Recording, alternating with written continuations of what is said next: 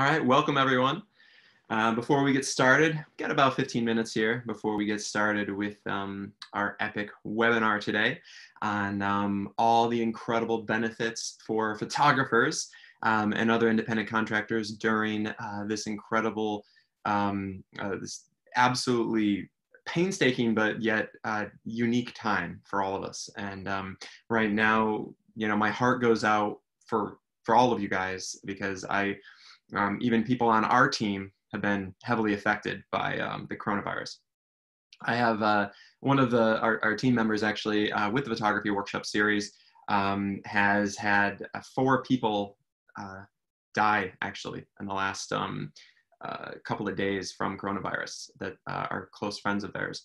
And it's impacting some people far more than others, and it's certainly been impacting all of us as photographers as far as our livelihoods and not being able to do photo shoots like we want to, not being able to work. Essentially, we're all out of work. We're all in the same boat. Pretty much all photographers around the world are pretty much unemployed or heavily underemployed. It's definitely not business as usual, and and although that's a terrible thing, although that's a devastating thing for all of us, I'm a lot more concerned about those whose health is really being affected by this terrible coronavirus. It's something that we're very sensitive to, and we know that many of you guys, especially in certain regions. I know here I'm in Los Angeles and Hermosa Beach, but certain areas like in New York, my heart goes out to you because I know it's pretty devastating, not just for for you as a photographer, but also for many of the people out there that have been, getting horrendously sick, and also for all those that are actually passing away from this terrible disease. So it is affecting everybody in a way that is unprecedented in our history, as far as any of our generation anyway. So I just want to take this time to let you guys know that we're here for you at the Photography Workshop Series. We care deeply about photographers as well as the photographic industry. First and foremost, your health. And that's why so far we've had to push back a couple of our workshops. We have, for those of you guys who are new and are not too familiar with us, we direct the most elite photographic workshops in the world by far. There's nothing even remotely close to what we actually produce for our photographers. We generally produce epic 3-day photographic experiences as well as 9-day travel expeditions. And as you can imagine, a lot of stuff has changed all of that. But for the health and safety of all of our photographers, we have pushed back our next 2 workshops as far as April, our April workshop in Miami Beach, which has been completely sold out, but that workshop has been pushed back to November. And that is an experience of a lifetime. Our photographers are going to be working with, with world-class top supermodels and Sports Illustrated models on location in Miami Beach. But that workshop is pushed back to November, as well as our workshop in Newport Beach, which was supposed to be for May. We've pushed that now to July. So I know many of you guys that are in here are attendees and past attendees of our incredible workshops. And I just wanted to let you guys know that all of our workshops are going forth. It's just that we had to push back a couple of them as far as Miami Beach in April and the workshop in May in Newport Beach. So, and we just want to protect, our photographers. We also want to make sure that, that each and every one of us is going to be staying at home and abiding by the stay-at-home orders. I know many of us want to go out and we want to photograph. We want to take pictures. We want to go out and we want to shoot, and it's absolutely killing all of us to stay inside and to not do what we want to do. But I want to just let you guys know that this is not something that's going to go on forever. This is something that's temporary, and everything will go back to normal. Now it might be a new normal than we're used to, but it's something that we will go back to, to our regular everyday life. We just don't know exactly when. I'm hoping in that the next, month or two, everything's going to clear up, and, we'll be able to go outside and we'll be able to actually go back to what we're doing as photographers. But that being said, in the meantime, I want each and every one of you to make sure that, we not only stay safe and we stay healthy and we stay at home so that no more of us get sick or pass away from this terrible disease. But I want to make sure that we also get to focus on what's important in your photographic careers. Now, for those of you who are full-time photographers, and I know we have a lot of you out there, some of them are part-time, some of you guys do this as a hobby, some of you guys just do this on the side and you have a day job. But for all of you, all of our photographers are essentially, we're out there, and we have time on our hands for the first time really ever. For the first time in history, we have time on our hands. We have the ability to really focus on what we're doing now in our photography. And before we get to this webinar, we'll start in about 7 minutes here. And the great Humberto Garcia, who's the owner of Photography to Profits. He's a marketing guru, and he's been publishing all kinds of incredible videos about all kinds of incredible videos about what to do as photographers, how to apply for government benefits. And I know, that's what you guys are here to see. But I also want to relay to you the message that it's extremely important that it's not just that, we apply for these government benefits because we all need to, but we also need to focus on our photography. We need to focus on what's next. We need to focus on, what we can do now during this time, this unprecedented time.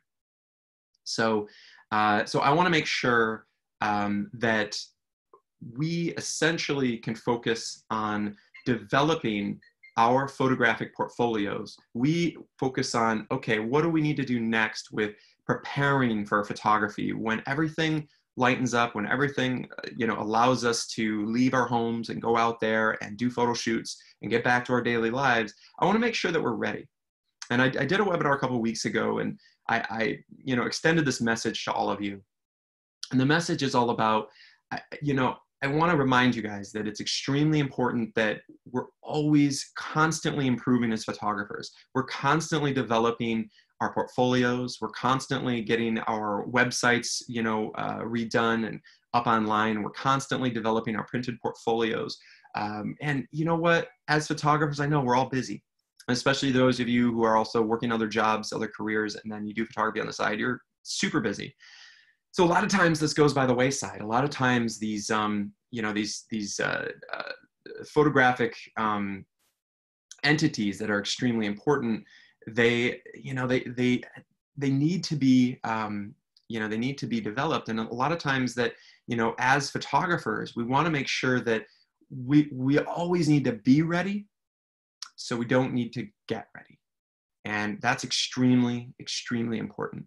I want to make sure that we can always be prepared for when opportunities happen. We want to make sure that we are ready to go. I want to make sure that we are prepared, that when everything goes live and we can get back to our daily lives, that our photographic portfolio is world class and our marketing is on point and our relationships are still there with decision makers. Whether you're an advertising photographer, whether you're a consumer photographer, make sure to touch base with people during this terrible time. Because I tell you what, that's one of the big reasons that we've been doing all these amazing webinars, is that I want to make sure that our photographers know that we're there for them and we care about them deeply, because we are. And we always had been. We've been around for 11 years. We've directed over 120 elite photographic workshops. So I want to make sure that each and every one of you also knows that we're here for you. We're definitely here for you, and we always will be. We've been around a long time, and we're going to be around a lot longer. So I want to make sure that you take this time to really learn from us and learn from our amazing panelists about how we can apply for all these amazing government benefits, because, I know that I posted how incredible they are and how there's the, over $33,000 in government benefits, but there's actually a lot more than that.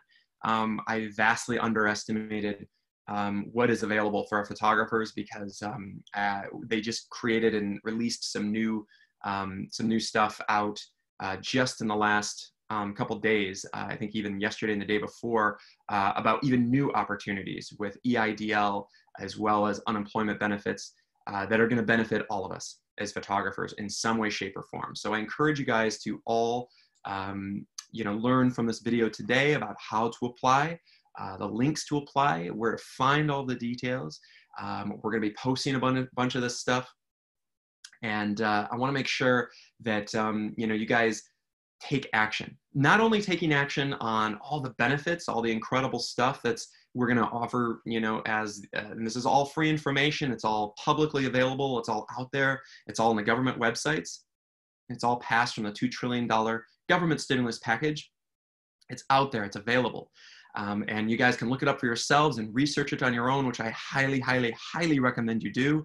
I also recommend that you consult other professionals and make sure that you speak to your bankers, because there are a lot of details and there are a lot of different programs. There's not just one or two, there's a ton of different programs. So I want to make sure that you guys apply for as many of these opportunities as possible, whether you get accepted or not. But I want to make sure that it's out there and it's available for you. That's going to be really, really important.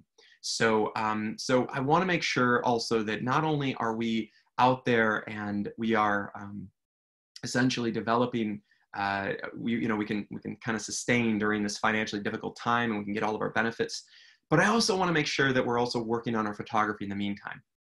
Because you know what, this is an unprecedented time in which we're all staying at home. We've never had this opportunity before, and although it can be very negative and it can really affect our health, and it's terrible how much it's heavily affected the health of many photographers and obviously hundreds of thousands of people around the world, but it's also affecting our livelihoods.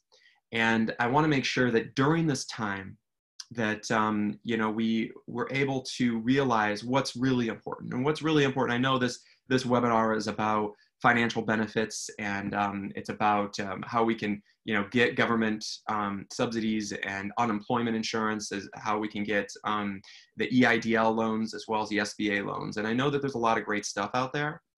However, I also want to make sure that each and every one of you guys realize that this is affecting people's health. And I want to make sure that we all stay inside, we all abide by the rules, we don't go out and try to do photo shoots when we shouldn't.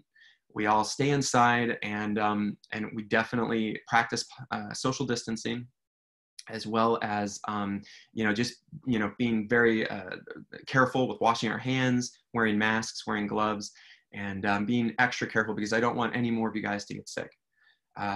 For those of you guys who joined us earlier, somebody on our team, one of our photographic consultants, informed me yesterday that 4 people she knows that are close friends of hers have already died from coronavirus. And to me, that's devastating. It's affecting some people far more than others. And I feel like, when it affects people on our team, it really hits home to me personally. And I want to make sure that, that each and every one of you guys realize that, although there are a lot of opportunities here, we're going to talk about it. I also want to make sure that we also realize how important our health and safety is, because that to me is extremely, extremely important. And I want to make sure that each and every one of you guys takes proper precautions and keeps health and safety first, because that's our top priority at the Photography Workshop Series. I also want to make sure that each and every one of you realizes that there's never been a time in history where the entire world stops.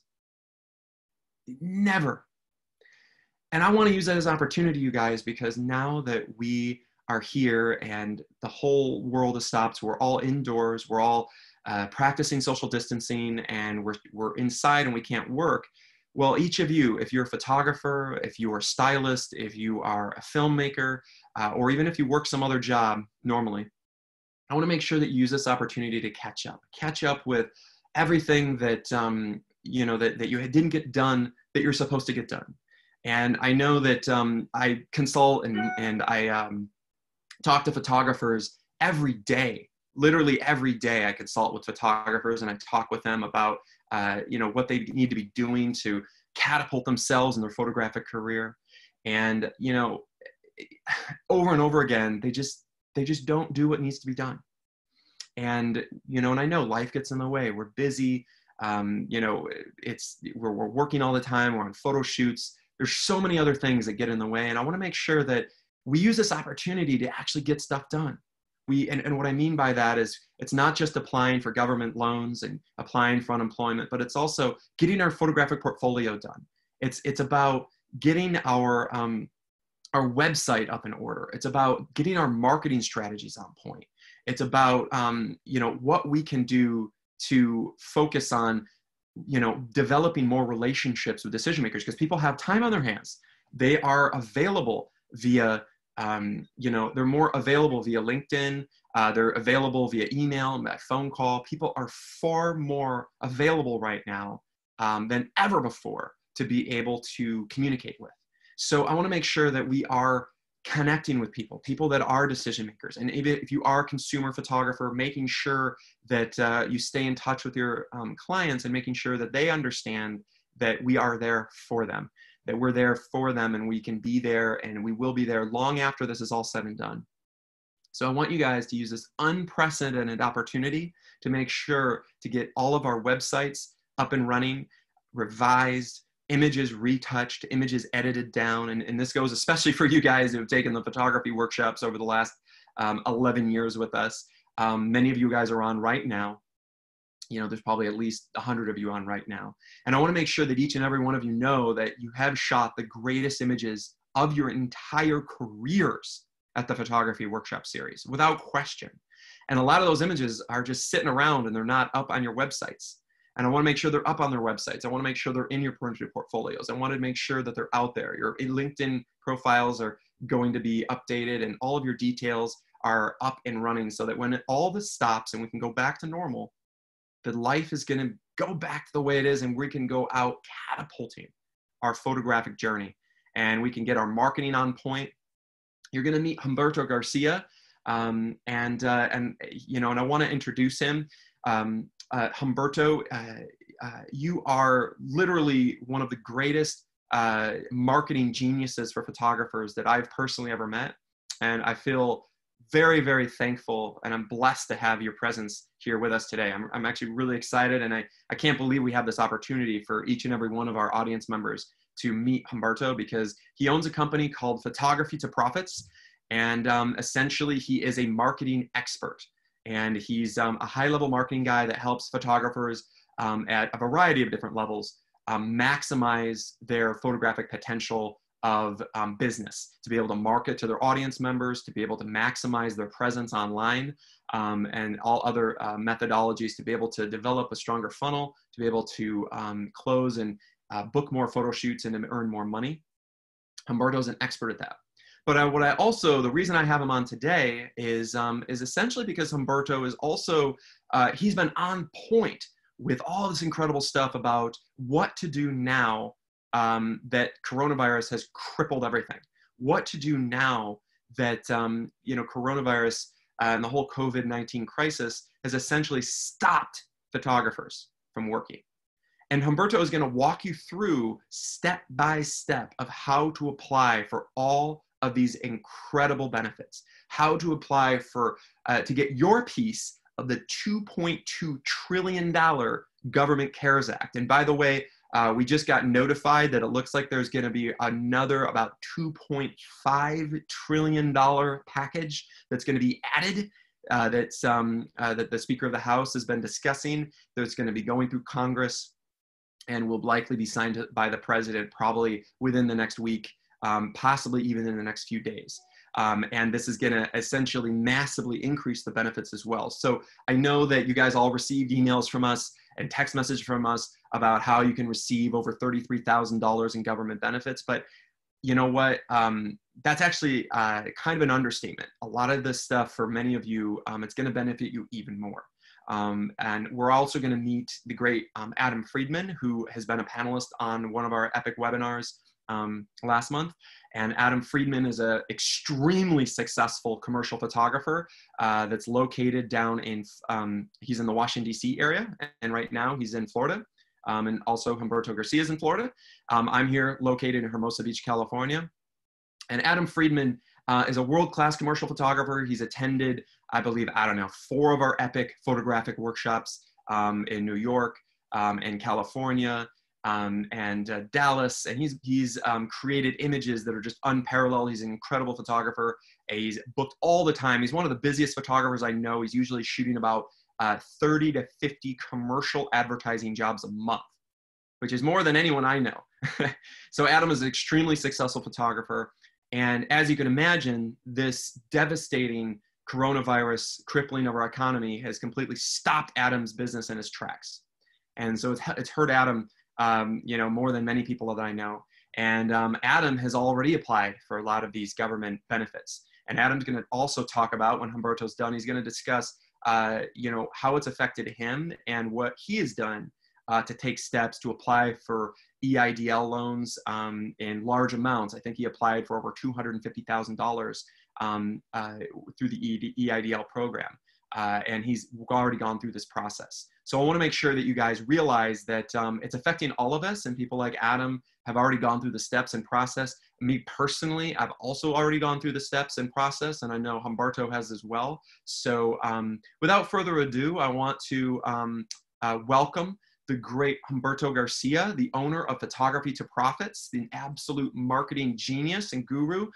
He has published a whole series of incredible videos on what to do now to apply for the government benefits for photographers and how they benefit us. He's been updating things every day or every couple of days on Facebook. He has a bunch of incredible videos. We've also reposted them on our website at photographyworkshopseries.com in the coronavirus section. And Humberto is gracing us with his presence today to be able to walk us through this presentation on how photographers can earn benefits in over $33,000 in benefits from the government, as well as state benefits, as well as EIDL, including EIDL loans, as well as the PPP loans and grants as well. So Humberto, I want to welcome you to the stage, and if you want to take it from here. Yeah, guys, thank you so much. I know it seems like there's a lot of questions going on right now. And yes, this is absolutely about everything COVID-19 relief. And I'm going to, by the end of this, clear up exactly, what entities should be applying for which ones. I'm going to give you some examples, whether you're a sole proprietor, whether you're, an LLC, you're filing as an S corporation, you have employees, you don't have employees. And we're basically going to try to navigate this as well as possible so that you don't get into any hot water by maybe, going overboard or taking loans that will have to be repaid or misusing funds, and also making sure that you maximize everything that you've paid into, because if you're getting any benefit from this, it's your right to. Number one, because this is not a handout. This is effectively nature and the federal government driving a truck through your photography studio and then basically getting out of the truck and saying, hey, how can we help pay and fix this? Okay, so I want you to be at least open to it. I know for most people, I'm an immigrant and my entire family has taken pride in never taking anything from the government, but this is different. So if you're in that boat, I want you to just keep that in mind, that there is no shame in this, and this is going to be what helps people get out of this. And like Kevin said, this is just a stopgap.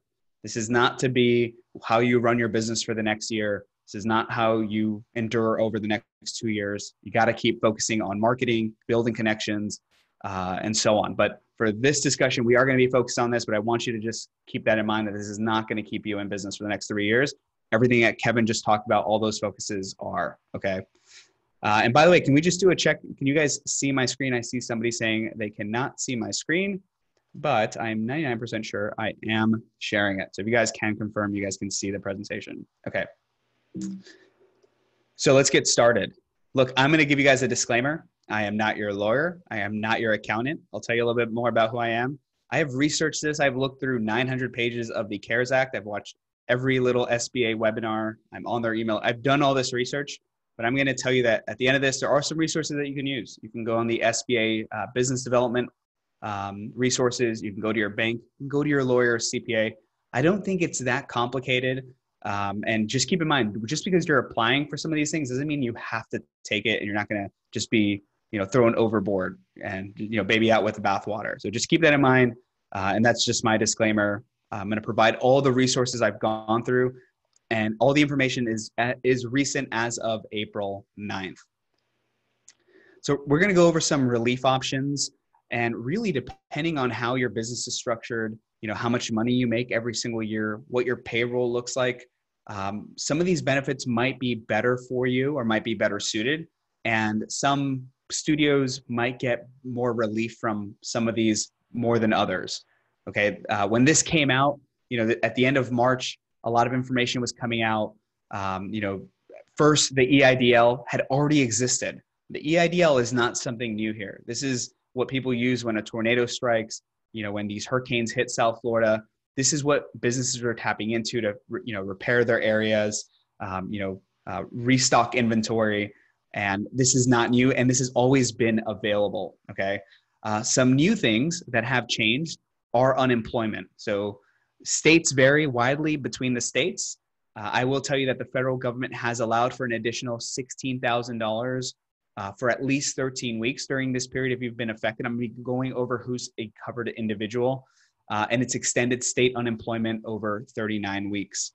And then again, one of the new ones is the Paycheck Protection Program, which is very heavily weighted and skewed to help businesses with employees. Okay, this is available for sole proprietors, for self-employed, for independent contractors. But I will tell you that the person that's going to see the most benefit from this is going to be the employee. So this is not something that just bails out just the business, because the money has to be used for specific uses. And the EIDL and the PPP have the potential to be forgiven, but I'm going to walk you through that, because if you don't follow these steps, there's a good chance that it might not be forgivable. You might not follow the process to actually get it forgiven. And it could turn into more of a headache than anything if you don't follow these steps, okay? And for the most part, anyone listening to this, you probably qualify for most of these, okay? So if you're on this, if you have a photography studio, you at least are eligible to submit an application. There's a probability that you'll get funds from this, but I just want to keep everyone level-headed and, just kind of set the expectations as we go through this. I'm going to talk about, which ones, who's going to be eligible for what, how much, and then what the timelines are looking like right now. And then obviously everyone knows, just I threw it in there, stimulus. You're going to be getting this, especially if you've been paying taxes or if you've been getting refunds, direct deposit. If not, they're going to mail you a check. And just keep in mind that there are some other things outside of the scope of this. So even if you don't use the PPP, you can potentially get a tax credit for employment costs.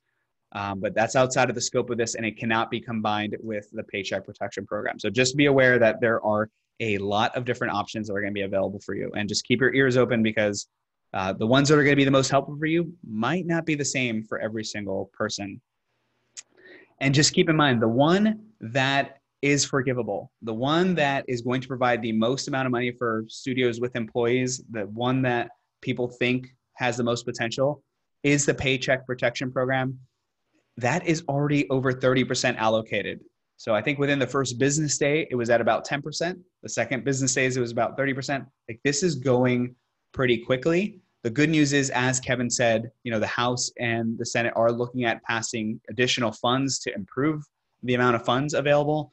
And there is a little bit of a bottleneck. So, if you're listening to this, I want to know, drop in the comments, have you already applied to this? And if not, don't worry, because there's a few bonuses in here, and we are going to go through. When you stay through the end, I'm going to give you some banks to apply to right now. There are a lot of people that have been facing, you're going to your bank, you're going to these institutions where you've had business with, and some people are getting turned down. Some banks have some pretty strict guidelines to who they're going to service. And I can kind of blame them, I kind of can't, but I'm going to tell you that, they're bombarded. I saw that there was a small credit union that had maybe processed 100 applications of the PPP, and they had about 10,000 to go. So just think about that. It took them 3 business days to do 100 applications, and they had thousands left to go. So they're just being bombarded, and there is a lot of stress in this, right? Imagine you're a photography studio and you used to do 6 photo shoots a month. Now imagine just the next day they just tell you, hey, you got to do 6,000 photo shoots next month. right? It's going to happen. You know, you're probably going to get it done. You're going to be really exhausted and it's going to kind of wear on your patience, but it will get done. So just have a little bit more patience than what, than what people are anticipating when this initially started, just because of the volume. Okay. And if you stay to the end, you're going to be a lot more clear on which one of these benefits you, depending on the structure of your company, the revenue you had, how you report your income. So just, stick around. And then we're going to ensure that you actually get this forgiven, because not all the loans are created equally. There are certain steps you have to take to actually get it forgiven. And then if you take out one of these loans, you actually have to get it refinanced to actually get the amount forgiven. So it can get a little bit complicated if you get into deep waters and you're not following through, or if you're not aware. So I'm going to make sure to cover this. So again, like Kevin said, I'm Humberto Garcia. Guys, I spent 10 years in the Marine Corps, 5 of those in special operations. Right now, I own Photography to Profits. I'm the chief marketing officer for about 29 photography studios. That means they run everything through me. I do all their paid advertising, Facebook ads, Google ads. We work on everything from hiring to firing to leasing studio spaces, and we really help those studios scale.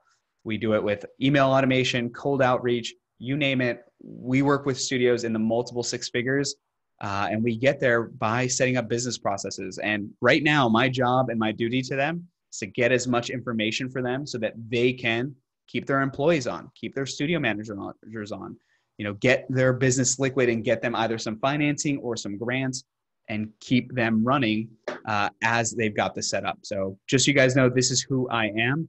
And let's jump into it, okay?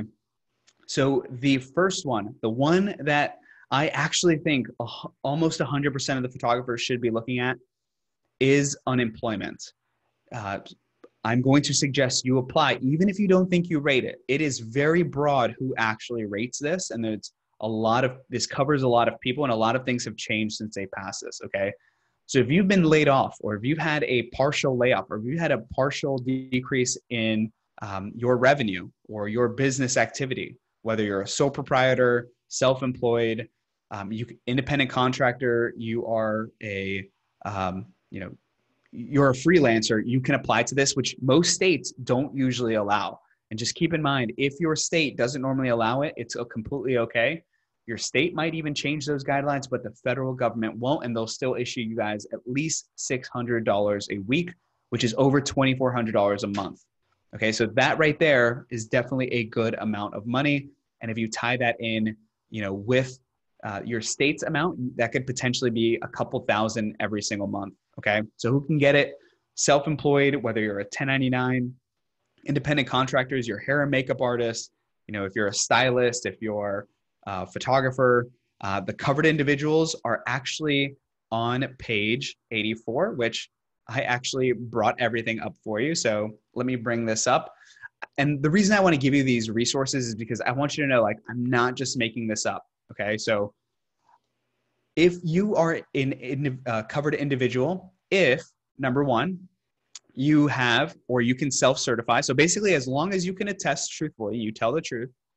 If you have, number one, either contracted the disease and you're sick, you're covered, right? So that's a few people. Not everyone has contracted it. If somebody in your household has contracted it, right? So now that's expanding it a little bit.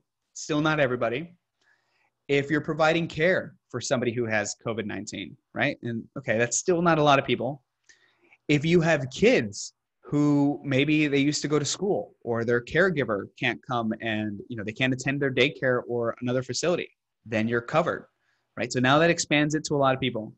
What about if you can't reach your place of employment, right? That's almost every single person here, right? Like if your streets are shut down, if your business is non-essential, you're covered. So this umbrella of the people that are covered is very forgiving. And as long as you can self-certify, and just keep that in mind, you don't have to prove this. You don't have to go get notarization. You just have to self-certify. There's going to be there's millions. I think there was 7 million unemployment claims this morning. So you can imagine they're being gracious with this. If you cannot reach your place of employment, if your hair and makeup artist can't come, if it's not legal to, then you are basically covered. And there's a caveat in here, okay? So it basically says, number one, you don't have to be seeking employment. And number two, if you can't telework, And this applies to a lot of people, right? So if you cannot do your work over the internet, which obviously you can't do your photo shoots online, then you're covered. So just keep that in mind, that this covers way more people than you would normally think. Okay. So where do you apply? This is not something that you apply through federally. This is not something you apply through the SBA website. You're going to hate this answer, but you have to apply through your state. If you're like me from Florida, if you're like Adam, he was telling us about Virginia. A lot of these places have very antiquated systems.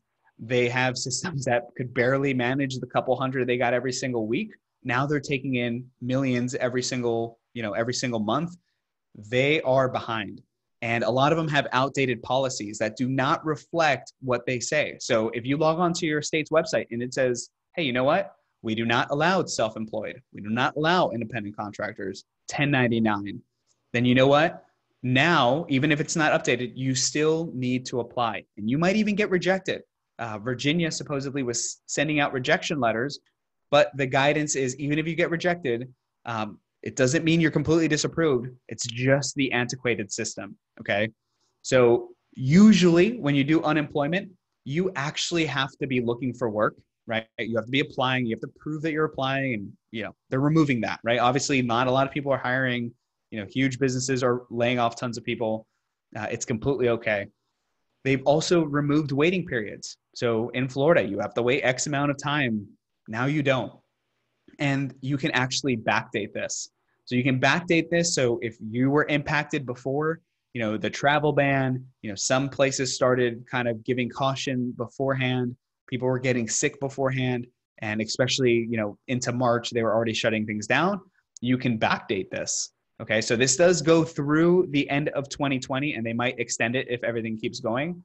But I encourage you to apply, even if your state website says, hey, you know what, you're self-employed or you're an independent contractor, don't worry about it. We still want you to apply. And one of the most important things Adam brought up before when we have a discussion is you want to get your application in as soon as possible, because, wherever you are in that stack is going to be basically, when you're going to be served. So if you wait 3 months from now and everything's backlogged, yeah, of course you can maybe get it backdated, but you're not going to see the benefits as quickly as you would. And they might be delayed, but you are going to see them, I promise you, okay? And that's a bold promise considering I'm making that on behalf of a lot of different states with a lot of different systems, okay? So I'm not going to cover every single state. You're going to have to do a little bit of due diligence, but I know your cities, your local news sources are giving you a lot of information if you tune in and go to your government websites. And by the way, I'm going to tell you that this is the one that most photographers are going to benefit the most from. And I'm saying that because the other ones are very employee centric, meaning that even though someone might look at it and say, you know what, why is this studio going to get $50,000? Well, the reason they're going to get $50,000 is to help pay their payroll. And ultimately, it's forgiven if and only if you use it for payroll. Okay, that still applies to some self-employed independent contractors, sole proprietors, got it, if you're a sole proprietor. But let's move on to the next one. Now, this one's the EIDL. And we spoke about this. This is Economic Injury Destruction Loan. This has been around. This is typically what people use when there's hurricanes, when there's tornadoes. So this is nothing new, but there are some new things that have been kind of attached, almost like addendums because of COVID, okay? Because usually, it's very easy to realize like who's affected by this, right? There's a tornado, your roof is torn off. Yeah, you're affected, right? So they've expanded this specifically for COVID. People that are eligible, this is really important. Generally, businesses, non-for-profits, veteran organizations, basically businesses, sole proprietors. At the bottom, you can see independent contractors, self-employed individuals are eligible as long as you don't have 500 employees. So if you're watching this, maybe you're the CEO of a company, but of a huge company, but as long as you have under 500 employees, you qualify. So what is the criteria to actually get this accepted? And this is why I'm saying the unemployment is probably the most important, because number one, you have to have good credit. Okay. So they're not going to need a guarantee from you, like take collateral, like your house from you, or get a lien on your business, but you need to have a good credit score. You need to basically be able to repay it. So just keep in mind, if maybe if you're not a profitable business, maybe you're in the beginning stages, you're a hobbyist. I know a lot of people, especially even me a couple of years ago, when I was just starting, I had slightly more expenses than I had money bringing in. So you can imagine if I went to go apply for one of these loans, it'd be really hard to get a very large amount, right? It'd be really hard for me to prove that I needed that amount. And then number two, it might be really hard for me to show documentation that I can actually repay this, okay?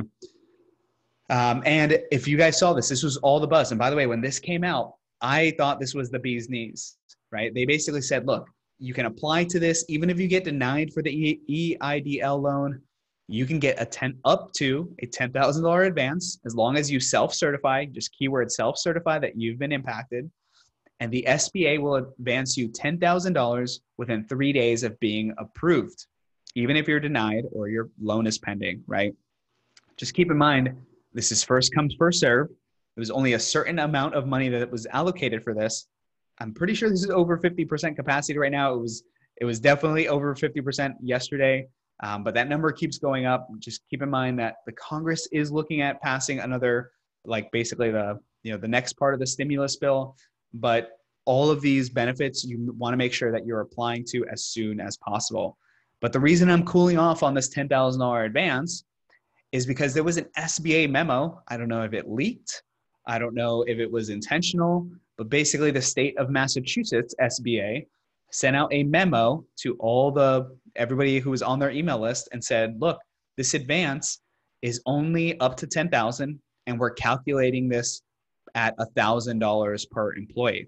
The benefit of this advance is it does not have to be paid back, but you can imagine what happens if you're a sole proprietor? What happens if you're self-employed? What happens if you're an LLC with one employee, maybe one 1099? Technically, that advance is not going to be $10,000 according to this SBA memo. So just keep that in mind.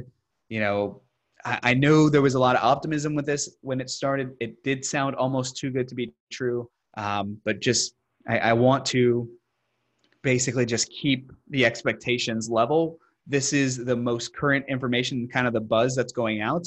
And I can understand why this is the case, but we're going to continue. So just keep that in mind. The $10,000, it's up to $10,000.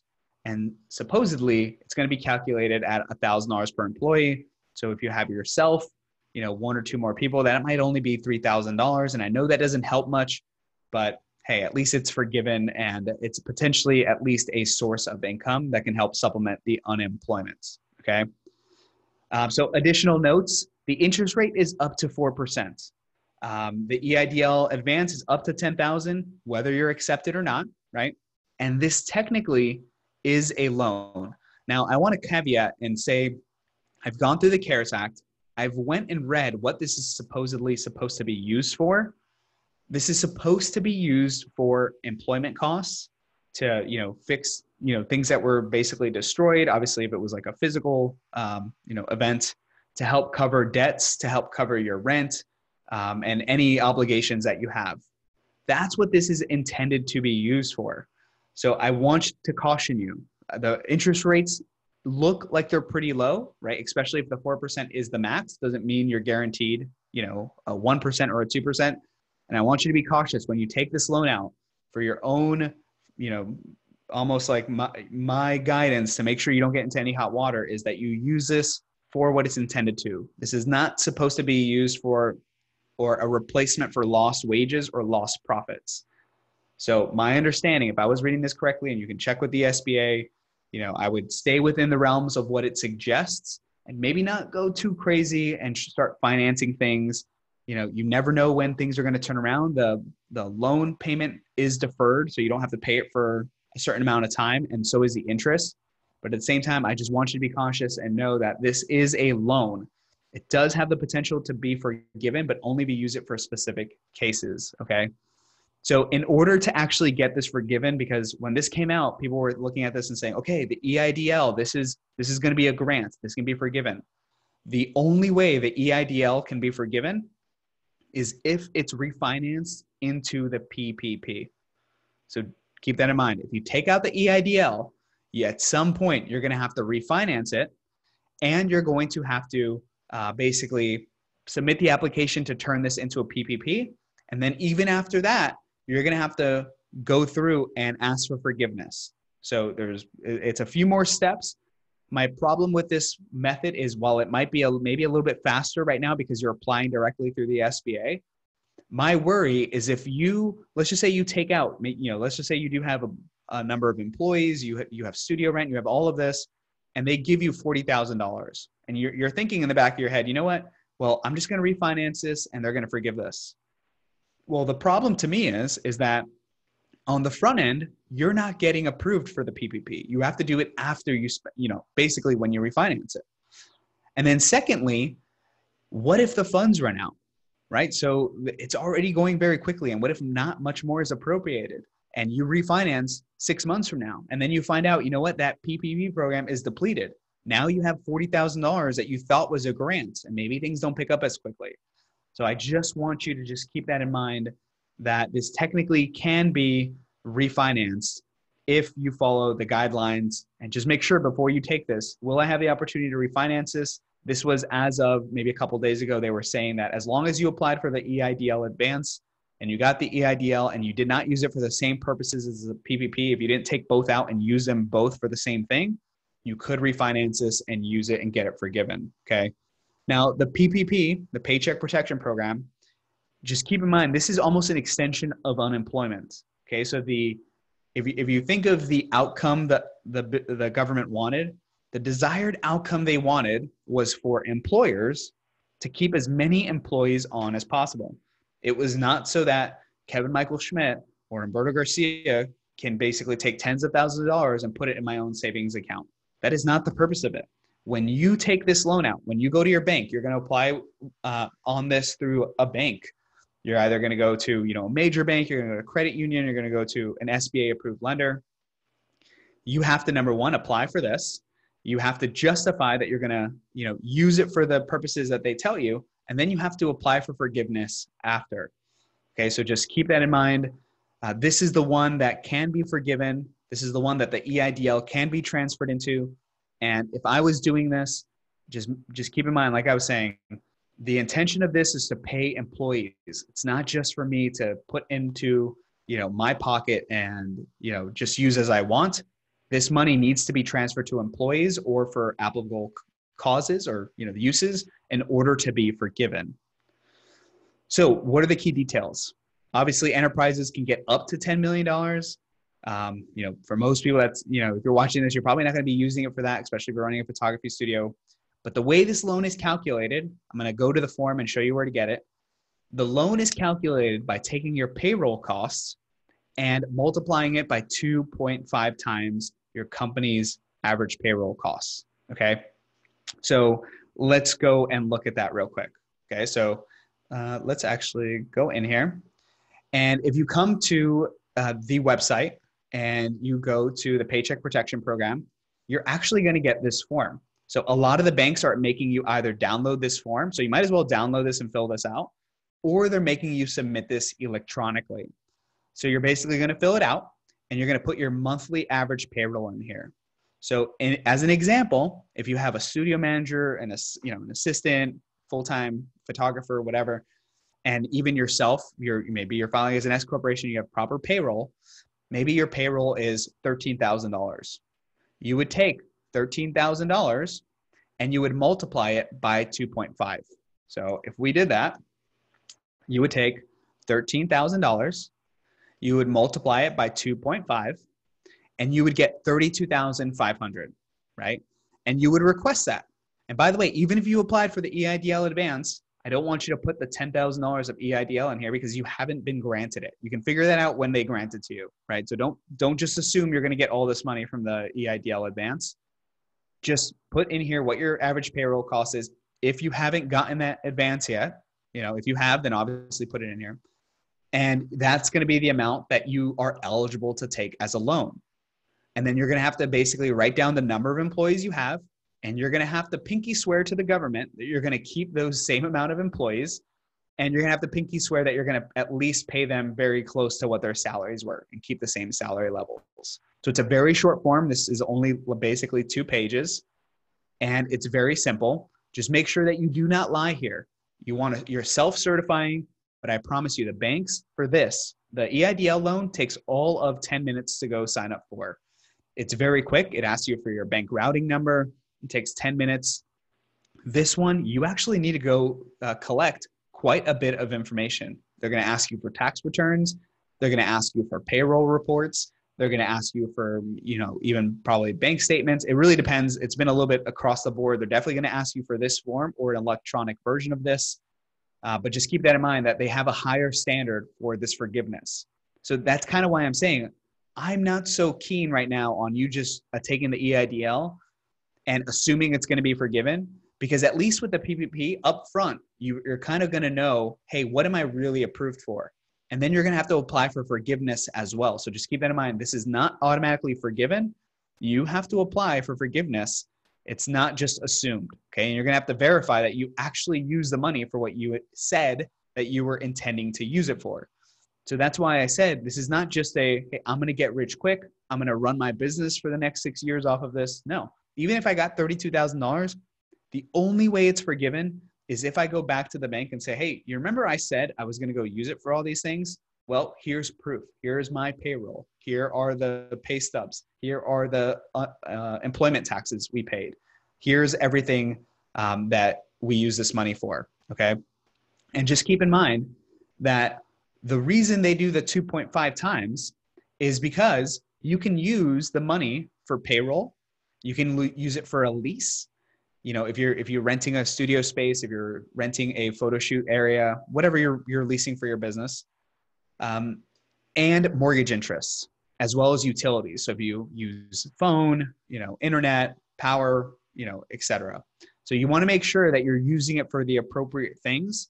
The reason it's 2.5 times is because it kind of gives you a little bit of like wiggle room in there, right? So of course you're going to use it for payroll, and then you can also use it for these other things outlined in here.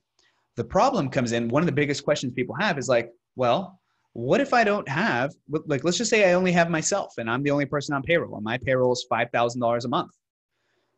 And what if my rent and all my utilities and everything is another $7,000 a month? Should I just do this times 2.5? And the answer is no, that's not allowed. What is allowed is you can take your payroll costs, right? So even if you only claim yourself and you're monthly, you're making 5,000, you take that times 2.5. You're allowed to use this to pay yourself and to pay your utilities, rent, etc. But it is not a factor in how much can be, at least not right now, April 9th. It's not the factor that determines how much of this can be forgiven. It can be used for forgiveness if you use it for that, but just keep in mind, there's not much that can be used for that. Most of this needs to go to the employees, okay? And it's really important that you keep documentation for this. The bank's going to tell you this, that you have proof and that you keep your employees and you keep their salary levels up. If you don't, the amount that's going to be forgiven is going to go down, okay? So I'm really sorry about that. I am going to tell you one of the biggest things I can say is I think people are being very reasonable. So if you go to your landlord, and this is personal, this is your business, and you ask for a deferment or you ask for help and you just level with them, you tell them, hey, look, I'm looking to get these relief options. I'm really tight on cash. I'm not super liquid. Can you please help me? Have a conversation, call them, send an email if you have to, but try to get them on the phone. And if your lease is coming up for renewal, I have heard stories where people have said, hey, look, my lease is coming up for renewal and my landlord said I have to renew it for 3 years right now and they're going to increase my rent if I don't, and I have to do it 4 months early. I'm going to tell you, you probably have more leverage than you will ever have. A lot of these retail spaces, a lot of these office spaces, people are going to go back to working from home. They've learned, hey, by the way, we can do a lot of this work without sitting in traffic. So I'm going to suggest that, oh, I was wondering why these polls were coming up. I'm going to suggest that you just make sure that you don't let yourself get bullied around, okay? So use the correspondence on the phone. If they get nasty with you, take it to email. Make sure they send you everything in writing. And just know that right now, this is where people are going to get creative. Maybe people didn't need a $12,000 a month studio, and I completely get it. But if it's time to renew, maybe you can get a discount on it. Maybe you can get the landlord to help you. Maybe you can get a little bit of relief there. But just keep in mind, the reason I say that you might have the leverage is because if you leave, how long do you think it's going to be before somebody in this time goes and takes that area, right? Like there's not many people. I'm going to tell you, before this entire thing happened, I was looking for office space. We have 8 employees and they're all over the country. We have independent contractors. We have people here in Miami. A lot of us are here in Miami. And I thought, let me go get an office. Well, once this happened, number one, my employees didn't even want to move into a space. Number two, now that I'm looking at it, I'm like, holy crap, what if I get a space and I can't even use it? So I think the demand is going to go down. I think there's a lot of leverage that you're going to have.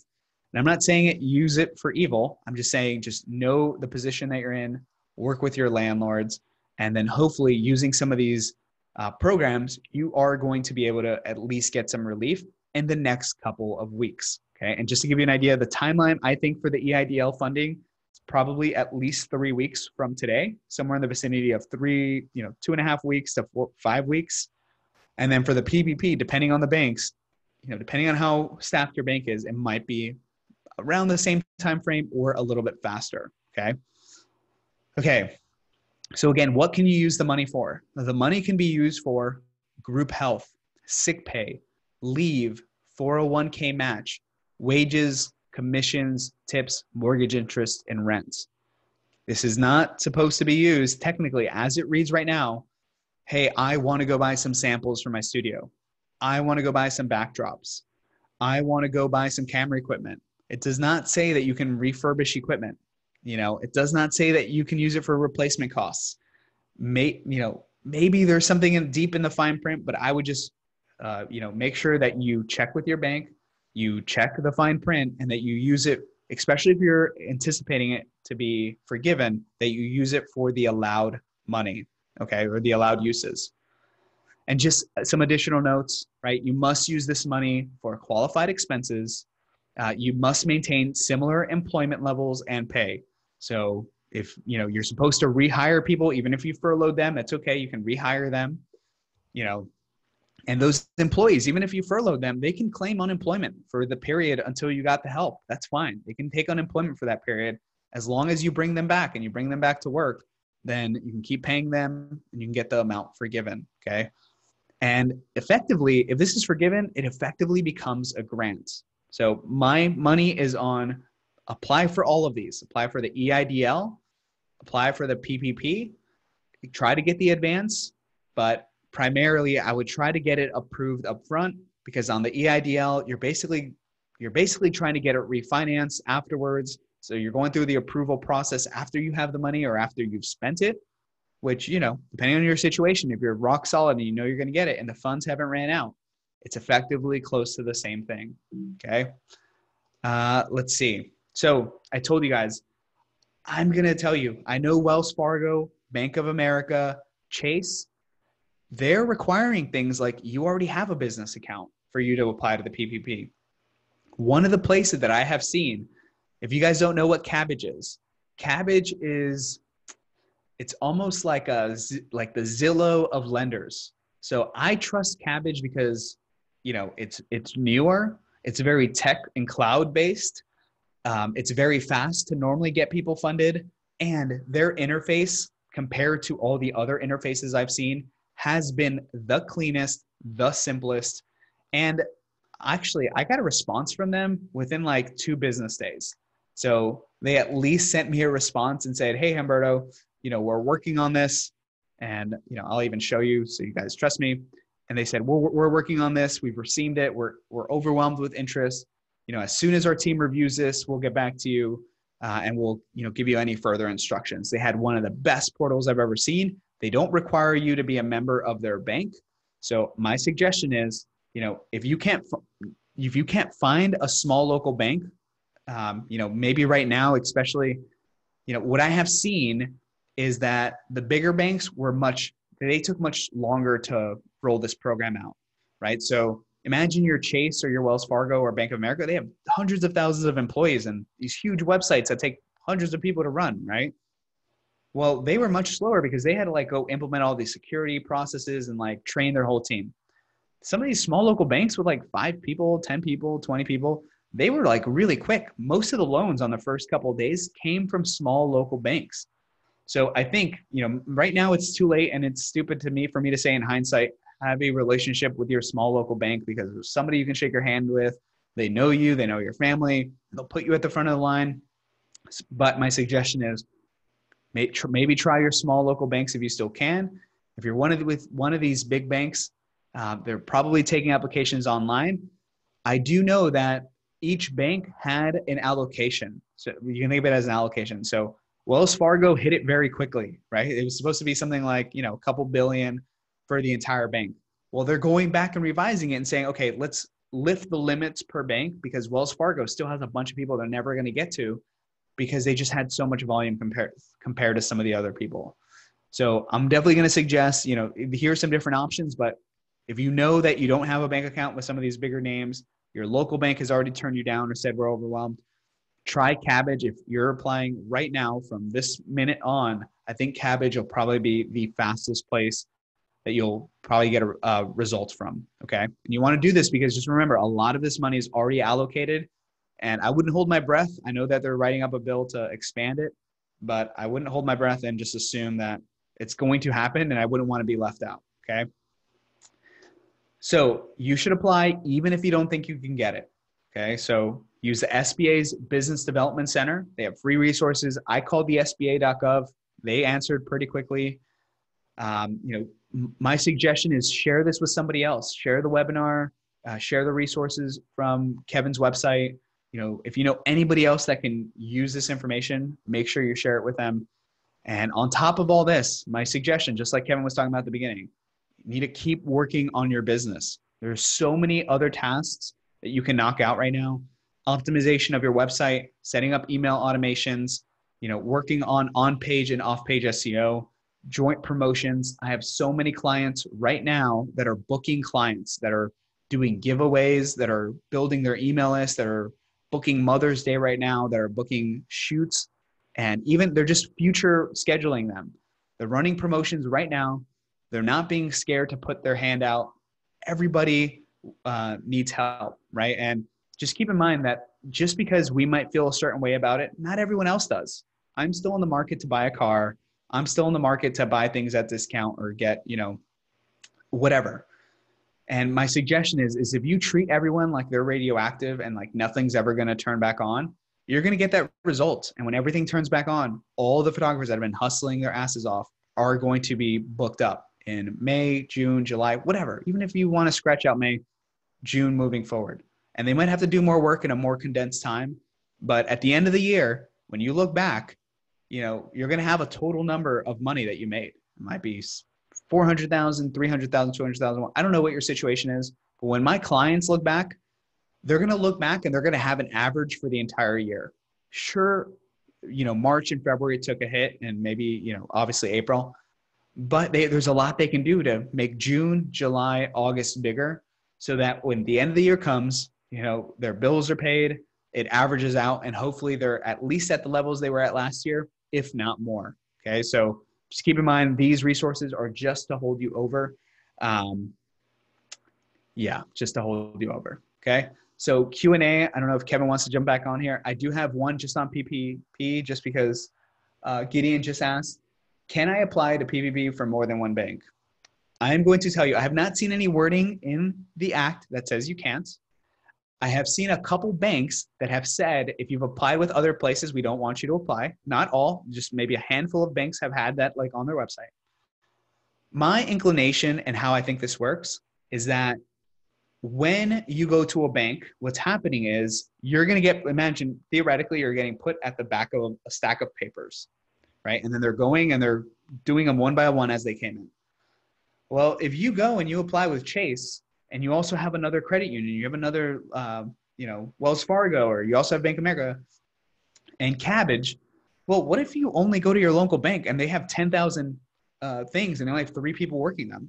Well, they're never going to get to you. So no one would even know that you had applied, right? And my inclination and what I'm seeing just kind of by the emails I'm getting is that the banks are taking the applications and they're doing like an internal approval process. So they're not even submitting them finally for you. So if you're going through that, I don't see why you wouldn't be able to, just like you should be able to shop for a mortgage wherever you want. And you can put in multiple mortgage applications and you get to pick who you go with. And in cases like this, I don't know if Chase is going to take 3 months, if your local bank's going to take 3 days, or if Cabbage is going to take 5 days. But, you know, if it's not illegal, I'm not saying take the loans. Obviously, it'd be a conflict if you started taking the loans from multiple banks for the same purposes. That would probably be illegal. But just because you apply doesn't mean you're accepting the loan. So just become familiar. You know, I'm sure the banks are going to say, we don't want you if you applied with someone else. Because think about it, right? Because if you apply with Chase and they do have a 10-day waiting period and Cabbage only has a 4-day waiting period, they're going to be mad at you if they go through, you know, reviewing your stuff and, you know, then they find out, by the way, you're not even going to take it with them because you're going with somebody else. Is it in the best interest of the bank for you to do that? No. Is it in your best interest? That's up for debate. And I'm only interested in myself and you guys. So you can probably guess what I think about that. So where's Kevin? Okay. So yeah, I guess I could go through some Q&A in here if he wants, or if he wants to jump back on. But let me jump through here and pull this up. Yeah, absolutely, Okay. Humberto. I mean, that was an incredible, really informative explanation of how to walk through. And I'm so glad you did that. I personally have already applied. I've personally used Cabbage at your recommendation. I also used US Bank. I think you can apply and get, like US Bank, you can get an account immediately, a checking account, and doesn't even have to be a business account. And I think within like a day or two, you can apply for it. And it also has a really simplified application process similar to Cabbage's. Humberto, why don't you answer a bunch of these great questions, because it looks like we have 54 questions in the Q&A, and I would love for you to to go through and answer some of the most common ones. Yeah, I'm going to try to answer these as fast as possible and not like tell tons of stories, just so I can get through all of them. Okay, I am an S-corp last year, but wasn't able to draw payroll as the year was challenging due to family tragedy. Can I still apply for unemployment? I do believe so. I'm going to say that, again, the biggest caveat I had for this is apply for everything, get rejected. You don't have to take anything. For the most part, if you self-certify and you fill out their forms, they'll tell you whether you can or not. But I would say yes, and especially if you're married, your spouse can as well. So yeah, that's a good question. Anonymous attendee, the EIDL application does not ask for a number of employees. So the 10K grant should not be impacted unless SBA comes back with more questions. That's a really good point. And of course, that's what makes this so mind-boggling. I was on another webinar and somebody brought up the same point, and yeah, it's all up in the air. Every single day we're learning, that memo only came from one state as of yet. Some places are already reporting on it, like Fast Company, all these other major publications, but that's the word right now. And you're right. That's what kind of casts doubt on all of this. So I wish I had a better answer.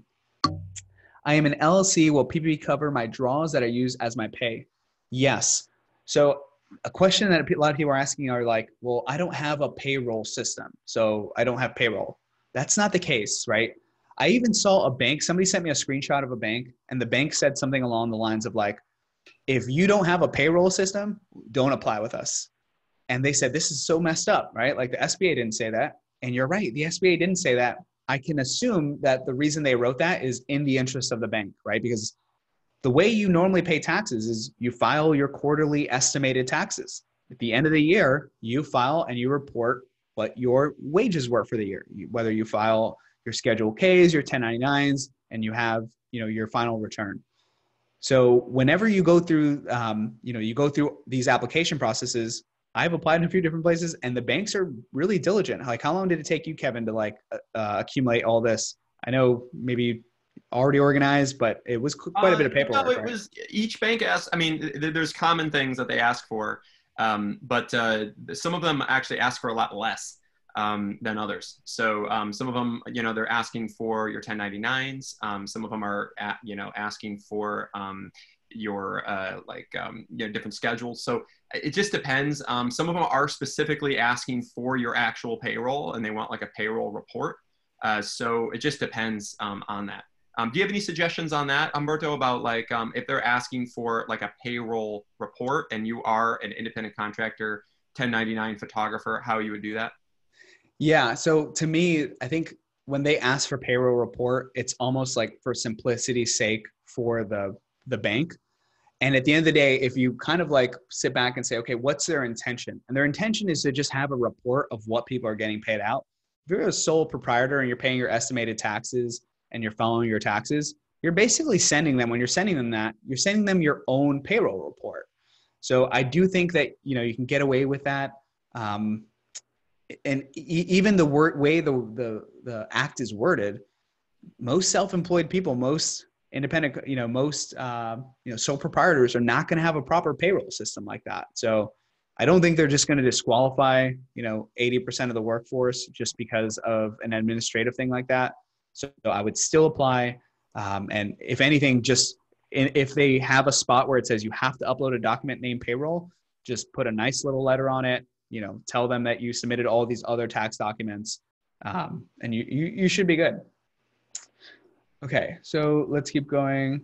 What about sole proprietor? Sole proprietors is the same way. Just keep in mind, like those are just the business entities, right? That doesn't really change too much about, how you paid yourself. Again, it's the owner, whether people call it owner's draw, whether you have QuickBooks and you're giving yourself a paycheck, you're effectively doing the same thing, right? It's just the payroll system pays your taxes and accumulates it and sends it in for you. And the other way, you're just kind of doing it yourself, and then you're sending in your estimated and self-employment taxes. Okay, so the question is, so if you don't pay yourself a salary, you're screwed. Well, technically, imagine what that looks like to the government, right? The end desired outcome is that they want as many employees to keep earning the paycheck they were earning before. So if you're telling us, hey, look, you made $10,000 last year, but you claimed $15,000 in losses, that's why maybe unemployment might be the best route, because if you start going through this and they start auditing your taxes, you're really not going to have much of a profit or payroll or any sort of anything to claim. And then when you do that equation, it's going to come out to zero. So I'm not telling you not to apply. My suggestion is apply, run the numbers, see if it works. Just don't lie on anything, because you're going to have to certify afterwards that you were eligible. So, and you don't want to be stuck with a loan you knew you didn't want to or couldn't repay. I am an S Corp. Can I still apply for unemployment? Okay, so that is a good, so you're an LLC that files as an S Corp, right? And if you come into covered individuals, in here, it does say that as long as your regular employment has been curtailed, right? Because technically you are an employee, right? If you're an S corporation, you're filing two returns. You're filing a corporate return, right? Where you get your distributions, and you're also giving yourself a W-2. So technically, yeah, you are employed there. And if you go through and you can't get to work, or people can't come to your studio and you can't take on clients, technically you've been affected from this. So I would still file for this. You're going to get much clearer answer from your state. They have expanded who is eligible for this. I know it's a weird time, right? It's not like any other time, but I would definitely go through and apply for the unemployment, even if you are one. Okay. So even if you're self-employed, I would go through. The worst thing they can say is no, but from my understanding, it seems like you can definitely self-certify that you were an employee at your own company and now you're laid off, right? But if there are some people that do this, right, because they're trying to dodge taxes, they go through and they claim that they have an S corporation and they don't take any owner's draw. They just claim distributions because they're hands-off employee and they only do, business owner stuff. That might be harder because you never had a W-2. But yeah, just go through with it and fill it out. Richard says, I own and operate a drone photography company. I do not pay unemployment benefits to the state. I applied for unemployment benefits to the states, and it says that since I paid zero for the benefit, it's zero. It is impossible to talk to a human. What should I do? Okay, so that's where it's hard, right? Because if you're not paying unemployment insurance, there's either one of two things happening. Either you're not making any money, or you're wrongfully not paying taxes. So if you should have been paying taxes, number one, that's not that the word is illegal. It is wrong not to pay taxes, but then you're basically going up in front of the board and saying, hey, by the way, guys, I used to make all this money. I've never paid taxes. Now I'm trying to claim this insurance. There might be like an administrative issue. Maybe you haven't been paying the taxes that you're supposed to. If you're an LLC or sole proprietor, normally it's 15.3% of your profit. So that might be a little bit hard to get around.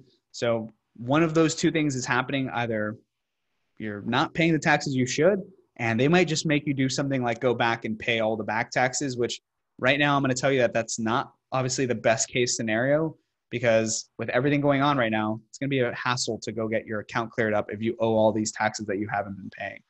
But again, contact them, contact the SBA, or if you have an accountant, I would definitely get up on that, because there's almost no one that shouldn't be paying unemployment tax. Everyone should be paying that. It's part of that, part of the tax that you should be paying.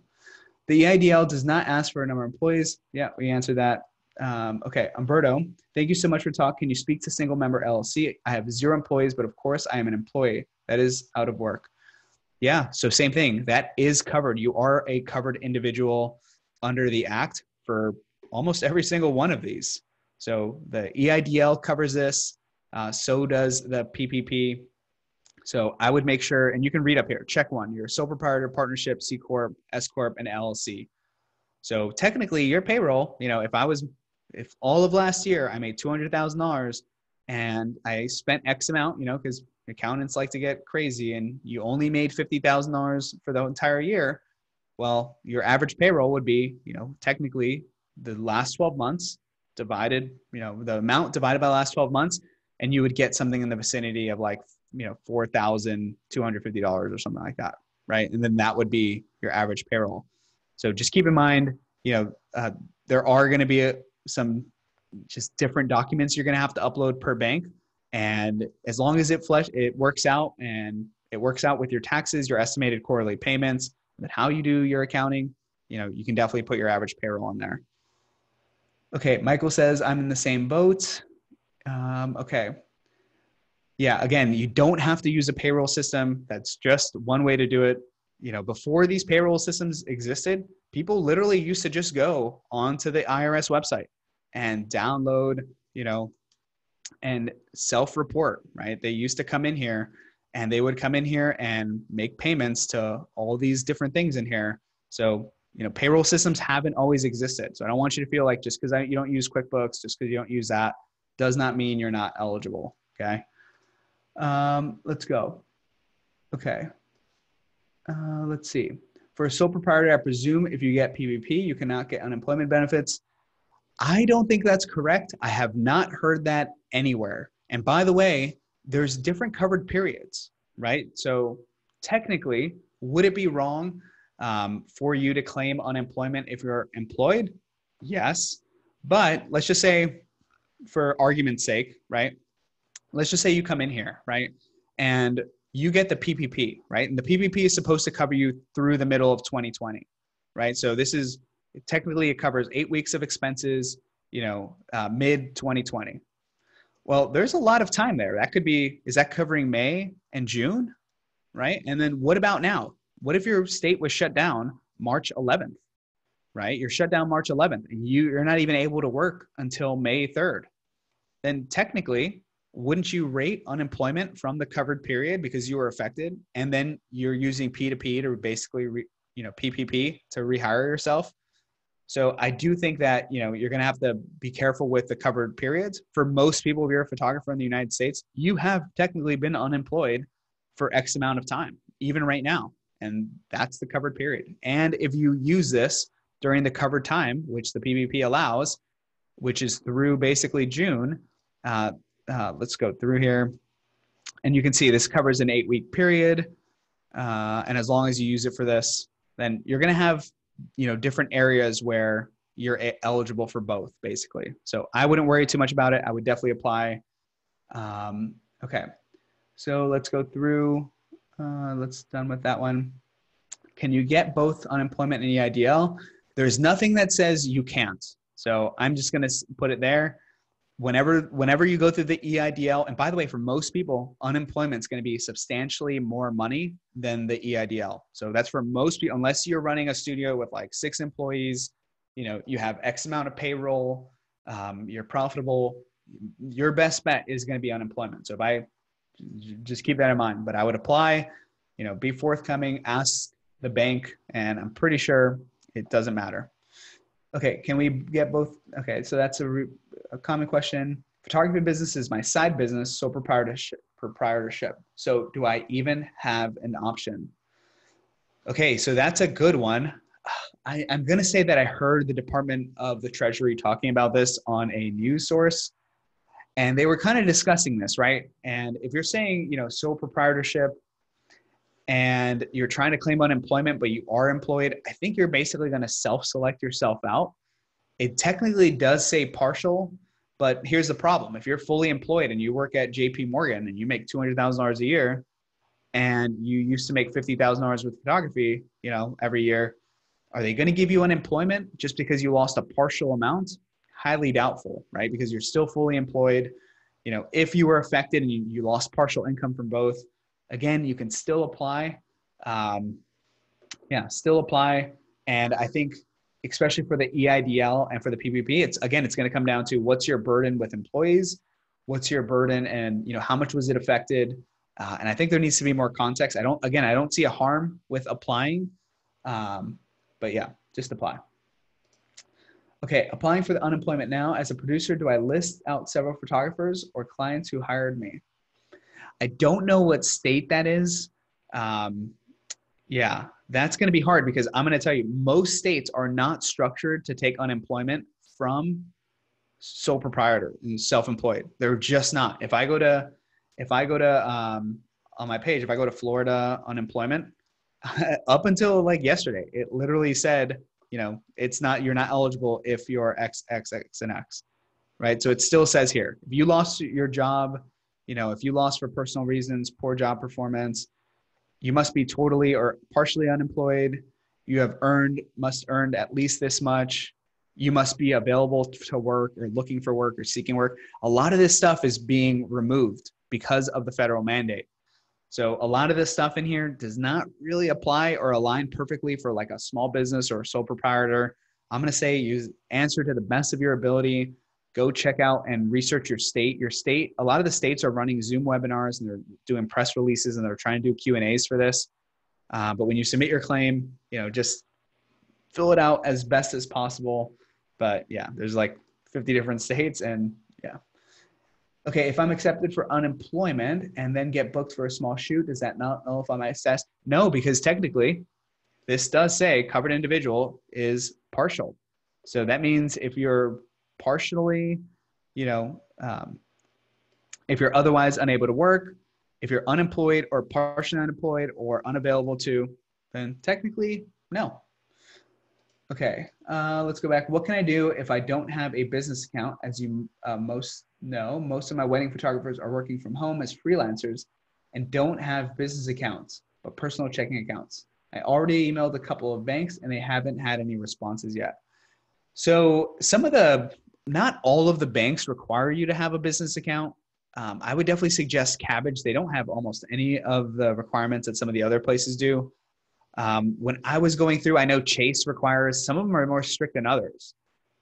I would, you're not going to get many responses right now. Hopefully you just call the helpline, try to get through. A lot of places are just sending you to voicemail because they're just like, screw it, we're not answering every single question. But I know at least some options don't require you to have business accounts. I do know that Chase requires you to, and it required you to as of February 15th. So some of them are not even just like, do you have a business account? It's as of February 15th. Okay, same question as in dress about not having a business account, okay? Okay, to open a business account, you go to your local town and get a DBA and take that to the bank and they will open a business account. Yeah, you need to either have a LLC for the most part or some sort of like, TBA or sole proprietorship. A lot of the banks will have documentation of what you can have in order to open one or an EIN or something. Okay, I'm a wildlife photographer, self-employed. All of my self-assignments overseas are canceled and refunded. Shall I apply for unemployment, SBA, and PPP? I do not pay salary for myself. I pay taxes once a year. Okay, so again, technically, you can normally get away with paying taxes once a year if you're like a hobbyist or if you're in your first year. First year, max, maybe even second. You're supposed to be paying every single year. I'm going to tell you that a lot of the wording in here is that the person has to do business in the US. So, take that for what it is. When I was filling out the PPP, I had to certify that my employees were in the United States. So that's even one of the questions in here. So I would answer the questions as properly as possible. Yeah, my self assignments are overseas. I would check with your state. I do think that that is one of the points of contention that's like maybe not ironed out as much, because I don't think many people have ran into that, where, companies like Royal Caribbean, Carnival Cruise Lines, Norwegian, they're not even able to get government loans because they're not based out of, some of the countries, right? Or some of their employees aren't even Americans. So just keep that in mind. If you're an American, and that kind of complicates it if you do a lot of business and you're getting paid by people overseas, but I would still apply, and then just have them tell you no. And a lot of it's going to come down to, what your revenue is and if you're paying taxes in the US, right? So that's going to be even harder, right? Because if you go and try to claim all this stuff and you've been taking money overseas and you're not paying taxes on it, it's almost like income that's not going to be recognized, right? So, just be careful with that. There's a lot of people that have been messaging me. I'm not saying you're doing this, but they're messaging me with like questionable things they've done in the past. And they're saying, well, I haven't been doing this because I've been trying to save on taxes and now it's biting me in the ass. All I can basically say is, hey, you got to live with what you've been doing, or go correct it. But okay, Michael, the hurdle that we all are getting SBA or EIDL is the banks. Instead of the government sending it straight to self-employed photographers, they're letting the banks decide. The process takes so long that by the time we get the loan, some people, yeah, by the way, I'm going to tell you, I think the fact that they're disseminating and delegating this to the banks makes this 100 times faster. So you can think of, instead of having 3,000 banks, everybody working all hands on board trying to get these loans processed, you would literally have federal employees, 1/100th of the amount, trying to process all the loans. So I get that that's a bottleneck, but the bottleneck would probably be 400 times bigger if it wasn't banks or private enterprises doing this. Okay, also the 1,200, if you do not have an electronic transfer fund, you won't get it. Yep. So technically people are saying like, if you file taxes right now, if you don't have, if you do it now, maybe it'll come in. If not, yeah, for the other one, you'll probably just get it in the mail. As a producer, I'm in the same position as a photographer, just make much more. We are paid when a photog is paid and often have to carry a financial burden in the past. I have no employees. Yep, the EIDL, by the way, I called. He said minimum 3 weeks. So just add on a couple of weeks after that. And he said after that, you'll get 3 days after it's approved, you'll get the advance. Okay, will the PPP apply to sole proprietorship? Yep, it is covered in there. I applied for the PPP with Chase and have not heard back. I wonder if the banks are prioritizing large loans first to get higher fees for the lane. So technically, the banks are not allowed to charge you fees. Maybe they're getting a kickback from the government. I would assume, number one, it's first come, first serve. And I guess the other part might be on people that had all the documentation and probably on volume of it. So I would maybe agree with you if I was a betting man. I would probably say that because obviously so I'll leave it at that. Don't have any other comment because I'm not behind that. I just started filing PPP through Cabbage Bank. Thanks for the tip. I submitted the application. Yep, super quick. Another question is, can I apply for unemployment and still get, by the way, the refund is just going to you. Doesn't matter if you're, as long as you make under 75,000, you're going to get the full amount. And if you make under 100,000, it's going to be prorated. So, okay. Hello. I did NYC labor last week to complete the claim. You need to speak to them. Okay. So I just heard Governor Cuomo talk about this. What they said about NYC is they had a system. And if you messed one thing up, it told you had a call. Well, you can imagine they could not take on the volume of calls. So what they said was, I think tonight they're rebooting the system. They literally said this 3 hours ago. They're going to reboot the system. They're going to let people reapply. Or if you go back through, they're going to call you back within 72 hours. So they basically said, don't even try calling us. We'll call you. That's what was announced at the press conference. I would go to the governor's website and just check. I promise you, New York City is all over this. It airs nationally every day. So if I know this, yeah. Okay. So that's that. Okay. Colorado unemployment says importance has been signed, but the benefits, yep, same thing. Most of the places are not even ready. If you were getting unemployment benefits, what happens when one day a shoot comes along if you take it and lose your benefits from day one? Technically, I definitely don't think so. Again, we covered this. It says partially or fully unemployed. So do I think if one of the photographers I was working with had 30 shoots in a month and then they get, one back, yeah, you're still pretty much unemployed. Humberto, is there a way to personally reach out to you? Yeah, I'm on Facebook. I'm friends with Kevin. You guys see my website. But yeah, if you guys have any questions on this, I am not a resource. I don't work for the SBA, so don't contact me asking me one bank. No offense, but you guys can imagine, like, I run a full marketing agency. I'm not the person to come. But hey, all the resources are here. Okay, I believe the EIDL 10,000 referred. It's not referred as a grant. It's referred to as a forgivable loan. I don't know why they do that. It's very interesting. And if you go through here, they talk about it, but it's just called a loan doesn't have to be repaid. So it's very strange, but yeah, the $10,000 loan advance, and then it just says doesn't have to be repaid. Effectively a grant, yes, but just be careful. Can you apply for the PPP? You can apply for both. You can only use them for the same use once. So if I take 20,000 EIDL, 20,000 PPP, if that was what's approved for the PPP, that might be forgiven. I cannot just go tell the SBA, hey, by the way, I had another bunch of things I need to spend it on. Can you also forgive this? Especially if it's the same thing. So just keep that in mind. You can apply for both. You can take them both out. You're not supposed to use them for the same thing. And technically, the PPP equation is pretty clear. So yeah, again, I would still apply, especially because the advance might be faster. Is a sole proprietor eligible for unemployment? Technically, yes. So I would just go through. It's been a lot more open for people. Everything's just kind of turned on its head. Go to the website. A lot of the places, like I said, are not open because they have different rules per state. So just keep that in mind. Okay, I put my crew through payroll. Is this the same thing? I don't have any employees in my company, just me.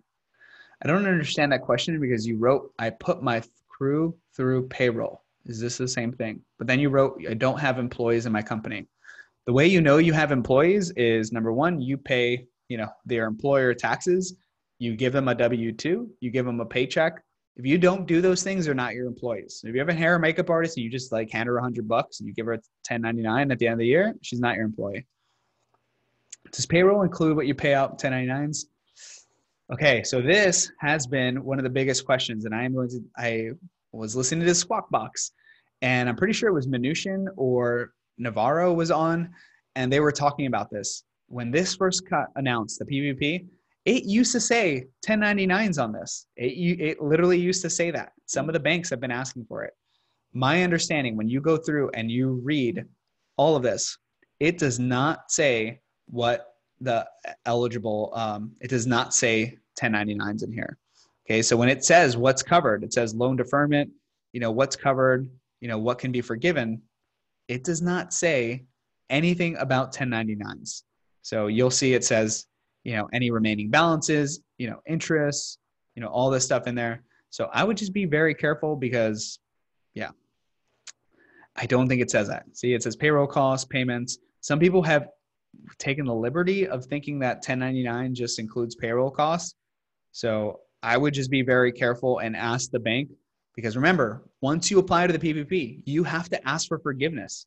It's not automatically forgiven. You have to go back. You're basically going to have to say, you know what? I promise I used it for this. Here's proof. So don't think that just because you get this, it's automatically forgiven. If you misuse it, if you're not able to prove, you're not able to show that you used it for what you said, then it's not going to be counted. Yeah. So if your bank said to add it, go for it. Again, I do think people have taken the liberty of using payroll to include 1099, but it does not technically say it in here. But I do understand that some places, it's the wild, wild west out there. So just be careful, go with what your bank says. And again, you have to do your own due diligence. At the end of the day, even if the bank comes and tells you by accident, hey, you get $1 million forgiven, your ass is on the line. So, you got to do your due diligence and don't let like a 16-year-old kid at the bank just mess up all your finances. Okay, what if you cannot keep the same employees because your employees cannot work because of COVID? Yeah, so technically, The act before this made it so that you had to pay their sick leave. So technically, if you had employees and they have COVID or something like that, then you should be paying sick leave, and then that amount would be forgiven. So yeah, so technically, accordingly, you should, yeah, but just check on that. But technically, I work with the PEO, so they do all my HR for me and stuff. And I had to put like a bulletin up that said to my employees, if you get sick, if you have to take care of somebody, if things make it so you can't work, I have to pay them time off. So yeah, the amount covered does include paid sick time and stuff like that. Okay, is paying self-employment tax the same as paying into unemployment? By the way, most states collect it differently, but the self-employment tax, let me see. Technically, so like when I was doing this, I had to pay it in two different places, right? I had to file my estimated taxes, and the self-employment tax covers a certain amount of things in here. And if we come in here, it's 15.3%, covers Medicare, Social Security, and some other stuff. You have to file unemployment tax with your state. So when I had all my employees, I used to have to go in every quarter and say how much money I pay them, and I would have to pay a certain amount. So your unemployment, you have to file with your state to do it properly. Okay, I'm going to take a few more. A lot of these are pretty repetitive. What do you do if you apply for unemployment and get denied? Again, some of the websites are outdated and they're saying, we'll reach back out to you or reach out to them. But yeah, if you're completely denied, there's not going to be any recourse. So there might be things like, hey, maybe you weren't employed before. I have seen that in Facebook groups. People are like, oh my God, I can't get unemployment. And then you ask them, you're like, wait, were you employed? No, I've been off for 2 years. Well, if you weren't employed, you can't get unemployment. So as a sole proprietor of a brick and mortar studio, I should not be looking to get the EIDL loan. I need help with taxes, insurance, and of course. Well, you still can. You can maybe get a little bit of the advance forgiven, maybe at least $1,000, $2,000. You can still get some of the PPP possibly, but unemployment is probably going to carry you the longest, depending on what your payroll was or what you paid yourself, right? Is there any follow-up required for a forgiven portion? There's not much out for that. All it literally says is you basically have to ask for forgiveness afterwards. So yeah. Okay. What about a home studio? I'm going to say some sketchy bank are going to say, yeah, you can use your, this to pay your house rent. I don't think it works like that. I know that you can use it for a deduction, but I'm not a tax expert or an expert on issuing these loans. I'm not the one certifying them. So just check with your bank.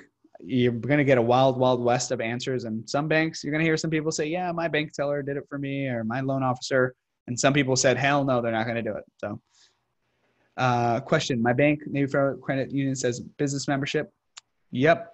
Yeah, I'm really sorry. I don't think there's anything you can do other than apply. I know I use Navy Federal and I applied with them, but I know they think they said that you definitely need to have a business account with them. Okay, how do you apply for CARES Act funding? So the biggest thing is you go to this website and it has all the places where you can apply. The PPP is going to be through a bank and there's instructions on this. So if you go to sba.gov, the first thing it says is COVID on it. And I'm sure all the links are going to be in here. Okay, so the PPP, you definitely have to apply through the bank. Okay. Again, I'm not going to advise you on applying for multiple banks. My keyword is going to be don't accept loans from multiple banks. But I will tell you what I did. I know that the banks I applied to, they're doing the approval process in-house. So I'm not going to take my chance. That's just me. I'm not taking my chance with one bank having me number 4,000 and get to me 6 months from now. So, yeah, make your own decision there. Some banks are saying, please don't apply here if you've applied other places, but that's only a handful. Okay.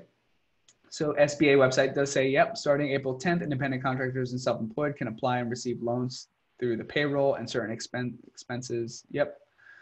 I'm a sole proprietor, commercial rental space. And when I'm applying, what figure do I need to use for my Schedule C? Gross income or net profit?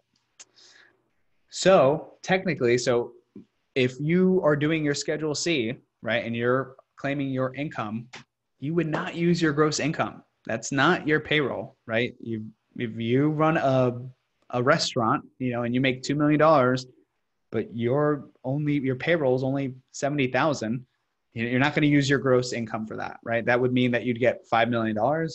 That's not how the equation goes. It actually defines it in here. If you go through here, it actually defines, you know, what payroll is. So I would just be very specific on, you know, what payroll costs are. And it's very specific. It's actually, you know, what the actual wages, you know, what that wages are, you know, what your benefits plans and the taxes and all that. Okay. All right, guys. So Humberto, these are some excellent answers. Sorry. I really appreciate it. And shortly, I want to have Adam jump on and talk about his experience, because he is a fellow photographer and he has applied for a lot of these. And thank you guys for filling out these polls. I really appreciate hearing your perspectives. This is an educational, essentially a public service announcement for photographers. And I want to make sure that each and every one of you apply for something, whether it's unemployment benefits, whether it's the SBA, the PPP, the EIDL, but I want you guys to at least apply. And what Humberto said was, you know what, you know, you can always, whether you apply or not, you know, the worst thing going to happen, you'll be denied. So, you know, a lot of you guys are photographers. So a lot of photographers, you know, not so happy about doing paperwork, doing all the, you know, the accounting stuff, the, you know, applying for things. But you know what? This is going to help you guys big time. It's free money sitting on the table. I definitely am applying. I know Adam and Humberto have as well. And I also, you know, encourage you guys to, many of you also said, hey, you know, what am I going to use all of, you know, my money for? You know, what is going to be the use of this once I get my benefits? You know, the majority of you guys said paying bills, which is for sure, obviously important, living on as well. And then some of you also, quite a few of you, you know, wanted to invest in your business and enrolling in education workshops and seminars. I think right now is a great opportunity to really essentially kind of like get your business up and going. You know, now, even if you're unemployed for the next, you know, for the rest of the year, even, now is the time to just sit back and let's focus on your photography. Let's focus on what we can do, each and every one of you, to get your portfolio ready to go, get your website, get your marketing on point. I know Humberto has sent over, and also Adam has sent over in the chat, some of the links to apply for some of this stuff, and also to view the articles. I want you guys, I'm also going to be having links on our website. I think there are some right now, and I'm going to be adding some today and that's going to be on, if you guys all go to photographyworkshopseries.com, you guys can view, all of the like links as far as like to, even if you are looking up, hey, I, you know, live in another state, where do I find the link for unemployment benefits? It has a list of that as well on our website. I believe it has a list of all the states, unemployment offices. I highly recommend you guys do that. You jump on there. And also, you know, to help all of you guys out, I also, you know, with the photography workshop series, we want to make sure you guys are developing your photography going forward. And it's a great opportunity to, you know, if you are going to, you know, develop your marketing, we are going to be offering an epic, high intensive marketing seminar on business and marketing for photographers. That is something that we are going to be offering coming up. I'm going to be sending a link for that. And I also, you know, want to make sure if you guys are, you know, familiar or not, we are launching an epic virtual photography workshop experience because we can't do it in person. And I want to make sure that, you know, if you guys, I know during the last webinar about coronavirus, we offered this, and we offered a special discount for those attending, $200 off if you guys do want to enroll today.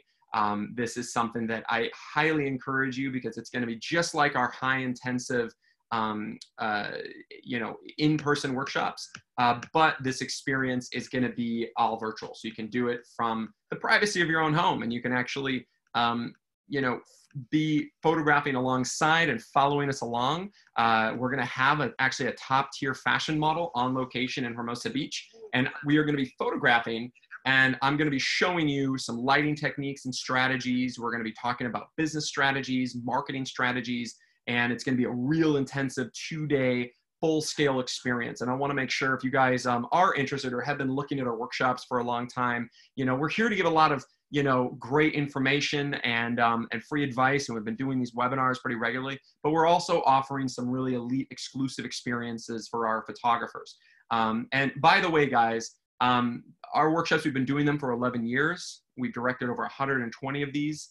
And I just looked, and it looks like we have a 95% re-enrollment rate, meaning for all the photographers, out of 100 photographers that enroll in our workshops, 95 of them take more than one workshop. They enroll in 2, 3, 4, 5, 6, sometimes 9 workshops. So what that tells me is that they are experiences of a lifetime. And, you know, if you are going to be essentially collecting on unemployment or any benefits, it might be a good opportunity to retool, maybe get some more education, develop your body of work, your portfolio, get your marketing on point, and really focus on what you're going to be doing next when all of this stuff is done. So I want to make sure that, you know, we are offering some incredible deals on our 3-day experiences because of this whole coronavirus thing. And you can find the entire calendar and schedule up on our website. We're not canceling anything. We just push back a couple of them. But we do, I believe Miami has been sold out, but we have spots available and coming up in Chicago. We have one in Newport Beach in July, September in New York, which Adam Friedman has attended. October is our Elite Masterclass, which is our most over-the-top workshop of the year. And then we have our, we're going to be offering our Miami workshop in November. And December, we're going to be having a workshop actually in Denver. We're going to be doing one up in the mountains. So I think that it's a good opportunity for you guys. I'm giving you this awesome deal. So if you guys do want to take advantage of it, the virtual workshop experience, and you can find all the info on photographyworkshopseries.com. And if you guys want to enroll, go ahead and you can click this link right here. And this is a great opportunity for you guys if you guys want to do it all from home, all from the privacy of your own home in quarantine. So go ahead and click that link. You can go ahead and enroll with a special $200 discount. Normally it's $795, and we're offering it for $595 for photographers that are attending this webinar right now. We are going to limit the spots because even with a virtual experience, I want to make sure that it is highly intensive and you guys can get all your questions answered, and you can even be following us along, having your equipment set up even in your home and going alongside me virtually, where I am shooting a top-tier fashion model in person here in Hermosa Beach on location. So this is actually, if you guys want to see, this is actually where we will be shooting it on location in Hermosa Beach on May 2nd and 3rd is going to be the this epic experience. And so definitely, if you guys are interested, also if you guys are interested in learning about marketing, we're going to be having some pretty intensive stuff about marketing at that workshop. And we're going to be going pretty intense about it. We're going to be also offering some upcoming virtual experiences, some more webinars like this, but they're going to be really high intensive about marketing, and they're going to be very exclusive. So if you guys are interested in that too, we will be offering that. And the great Humberto Garcia, he owns Photography to Profits. I also highly recommend you guys take a look at what he does. His company, Photography to Profits, essentially is all about helping photographers maximize their marketing, helping photographers build funnels, earn more money per photo shoot, and essentially book more photo shoots. So he has some incredible services, and I feel like if you guys are interested in basically getting your marketing going, getting on some plans, Humberto is an expert. I know he has he has worked with some of our photographers that take our workshops. I know some of us out there like Ashley Russ and many others that have taken our workshops, and then they do it in collaboration with Humberto because they really ramp up their marketing, and now they have these world-class images to use in their marketing. So I definitely think that if you guys want to hire a marketing agency, Humberto is the way to go. He is an absolute genius when it comes to that. And thanks, Humberto, for putting in your website there. So that's like you're like on the author side of it. Sorry. Oh, sorry. I'm on the author side of it. Yeah. Yeah, that's the correct link. Sorry, let me pull that up here, and let me share that screen so you guys see the front end version of that. So excellent. So yeah, and great website, by the way. Humberto is really going to, work with, developing your marketing, your branding. And I think like if you guys are ready to take the next step and invest, in your marketing, that's a great way to do it. So, and thank you, Humberto. That was an absolutely incredible showpiece on everything we're doing. And also Adam Friedman, who has attended, 4 of our workshops, I believe, something like that. And you're signed up for some more for 2020. I want you to come on, and Adam, I want you to, first of all, guys, here is the link if you do want to enroll in the virtual photographic workshop experience here on May 2nd and 3rd. And if you guys are interested in any of our epic 3-day photographic experiences that are going to be happening once the whole coronavirus thing lifts, we have them in June in Chicago, July. We have our Elite Masterclass happening coming up as well. That one is epic. I know Adam Friedman personally worked with me on that one and created such incredible images, which, by the way, I don't know if I showed these at our last webinar, but he was able to essentially get featured as top 10 fashion photographer of the year in the One Island Awards. And he shot all of these at the masterclass that we have, just like we have coming up in October this year. So congrats to you, Adam, on that. And I know you've published a whole bunch of other editorials from the workshops as well. And we have some just absolutely mind-blowing experiences. These are high-level 3-day experiences. And we are offering a deal for you guys in this webinar right now if you guys want to enroll for a $500 discount off of any of these 3-day experiences. These are all shot at the masterclass. And this is actually a video from actually one of the attendees. And by the way, guys, all the images shot on our website and the video is shot during and from attendees of the workshop.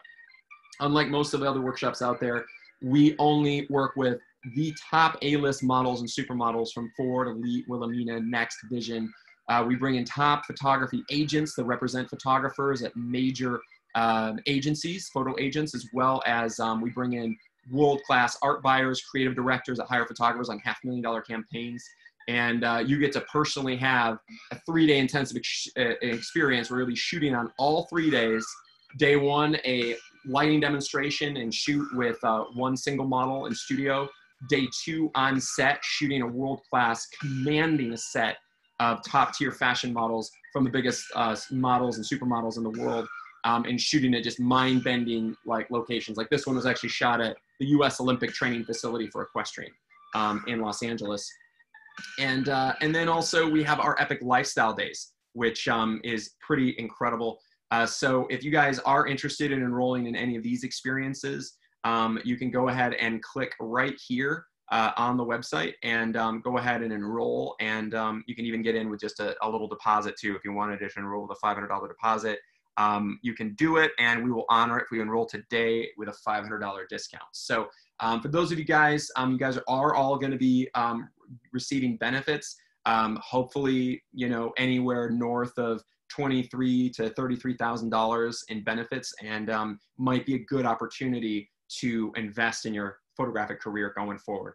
I know Adam is for sure. So if you guys are interested in that, and you guys are interested in taking your photography to the next level, I would first, you can get involved in our Epic Virtual Workshop Experience right there, and click there, or you can go on our website at photographyworkshopseries.com, and you can enroll directly on the website. In fact, here I'm going to send you guys the link to the Elite Masterclass specifically. So go ahead. Now, Adam, I'd like to introduce you. Thanks for your patience.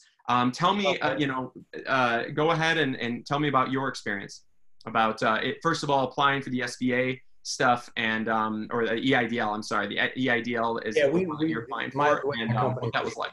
Yeah, the way my companies are structured, the PPP doesn't work for us because we really don't have people who are employees. So we focus more on the EIDL and working through our CPA. That was the biggest thing, is made sure that we weren't doing anything that would give us a headache later. So we stayed in constant contact with our CPA. The biggest thing we found is, one is, even if you're approved, you don't have to accept it. And two, the SBA does have small business advocates that once you're approved, if you're approved, you can actually get on the phone with, if you might have to wait to get on the phone with them for a while, but they can actually give you advice. So if you call, if you're speaking to them, you can tell them, look, this is what I intend to do. This is, is this something that's going to cause me a headache? Is this something that I should or shouldn't be allowed to do? And they'll give you that information. You can get that before you take the loan, before you take the money, which is really important. For us, it was the EIDL loan and the unemployment. And I can't thank Humberto enough. He was all over that stuff. I don't really have a lot to add to what he had to say. The biggest thing is be careful what you're using the money for. Understand how you've always treated your taxes in the past, and stay within those guidelines, because that's all you have is the information that you can provide them. And in most cases, I think for people that are in my situation where you work a lot and you have a lot of contracts that have either been put off or canceled, the unemployment is probably going to be the best avenue. That doesn't mean don't apply for everything. We applied for everything. When we hear back, we'll make decisions. Sorry, I was looking at my dog. We'll make decisions on what it is that we're going to do and what it is we're not going to do. We're not going to make those decisions without advice. So once we get the information back from the various different organizations or from SBA, we'll sit down with the CPA, and he'll advise us on exactly what to do, what we can use money for, what we can't use money for, and how we should approach everything.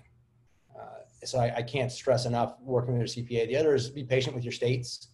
Virginia, which is my home state, literally yesterday sent out a text message saying, look, we know you're independent contractors. They have literally just gotten the information from the federal government. They're now in the process of resetting up their systems to administrate paying out money to people who are independent contractors. There are going to be additional, and this is what they've said to us, is that there are additional, and I'll post what Virginia did in the list here. There are additional information they're going to request from independent contractors. I'm assuming they're going to want copies of our 1099s, which I have copies scanned and ready to go in, so they can actually see what money we made last year and what money we're making this year. And I think that was the key on the EIDL loans. It didn't ask us for net profits, or it asked for gross profits, what your gross revenue was. So we filled everything out based on that. And like I said, before we accept anything, we'll speak to the counselors at the SBA and we'll speak to the CPA and actually get information. And for me, it's different in the sense that we have multiple businesses. We have a studio that we manage. It's one LLC. My photography business is separate. I'm not a sole proprietor. I am an LLC. And how much did you apply for, Adam? For Terra Studios, we applied for $250,000.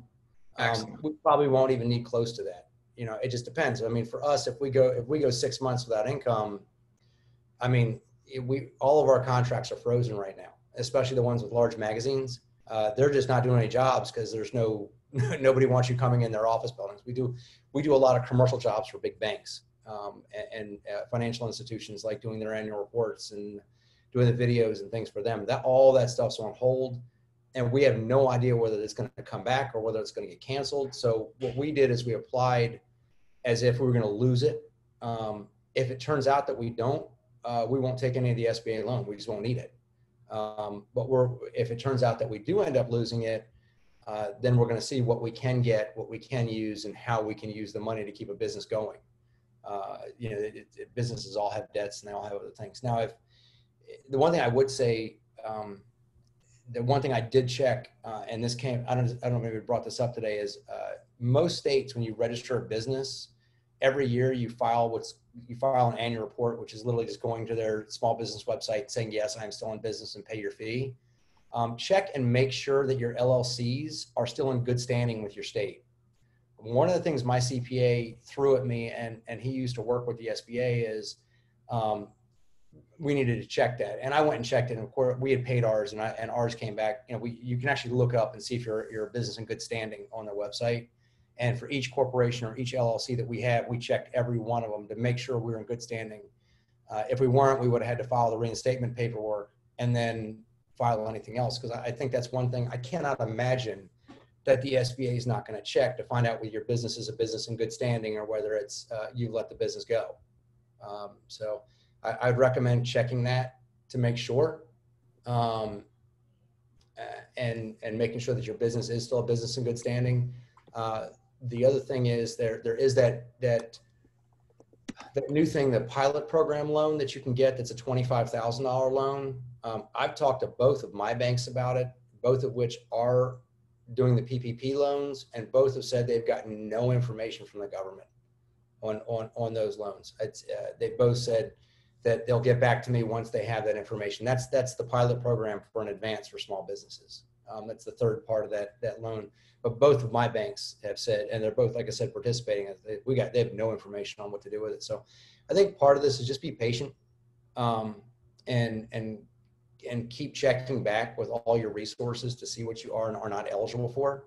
The unemployment, we got it in as quickly as possible for myself, and then for also my business people that own other businesses with me, because we didn't want to get caught up in you filed so late. Yeah, you'll get the money back eventually, but we wanted to make sure our names were at the front of the line. In Virginia, basically what they do is they turn you down because you're an independent contractor. And then there's a follow-up set of forms that they're just now getting together that you'll have to submit. And like I said, I'm assuming, I don't know for sure, that it's going to be your 1099s or proof that you actually had that income, which for anybody who's in business, you should have that. By the way, one really quick thing I wanted to add, just because you brought up the 1099s, one of the biggest questions I was kind of going through and trying to answer everything live, like through typing. People are asking, does 1099 count as payroll? The reason I'm seeing why it's not is because people that have 1099s will be applying for this themselves as well. So if you only had 1099 people and you pay them each 10 grand, then technically they would, your payroll would be 100 grand. And then they would also say, hey, my payroll is 10 grand as well. So they'd be double dipping. So the consensus was, hey, 1099s are all going to be applying this for themselves. And that's why they don't count as payroll. So I just wanted to clear that up. Yeah, that's what my CPA said. He said that we can't file under PPP because everybody we pay as a 1099. And he's like, don't use those 1099s, like you said, Humberto, they're going to file on their own. Only thing we could do is file for the people who pay us, who give us 1099. So people who pay me, for example, like a Virginia hospital center who sends me a 1099 for my taxes, I can file for me. But the people that I pay out to, my assistants and stuff, they all have to file on their own. And my companies are not eligible for PPP at all. Gotcha. Yeah, we were told absolutely not. If we paid them salary, then yeah, we could have. But the way it is right now, we don't pay anybody salary. Everybody's an independent contractor that they're all subcontractors to us. So they'll all file on their own. We won't.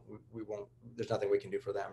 I have a question, Humberto. Would there be a possibility of if you haven't filed your 2019 taxes yet, which most of us haven't, to be able to essentially classify them as employees and do the paperwork to pay that out? Is that a possibility? I'm sure many have asked.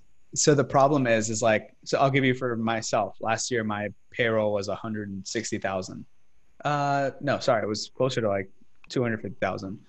So 250,000 of that, I'd have to go back and go pay my employee version of all their taxes. I've already given everybody 1099s because they were due January 31st.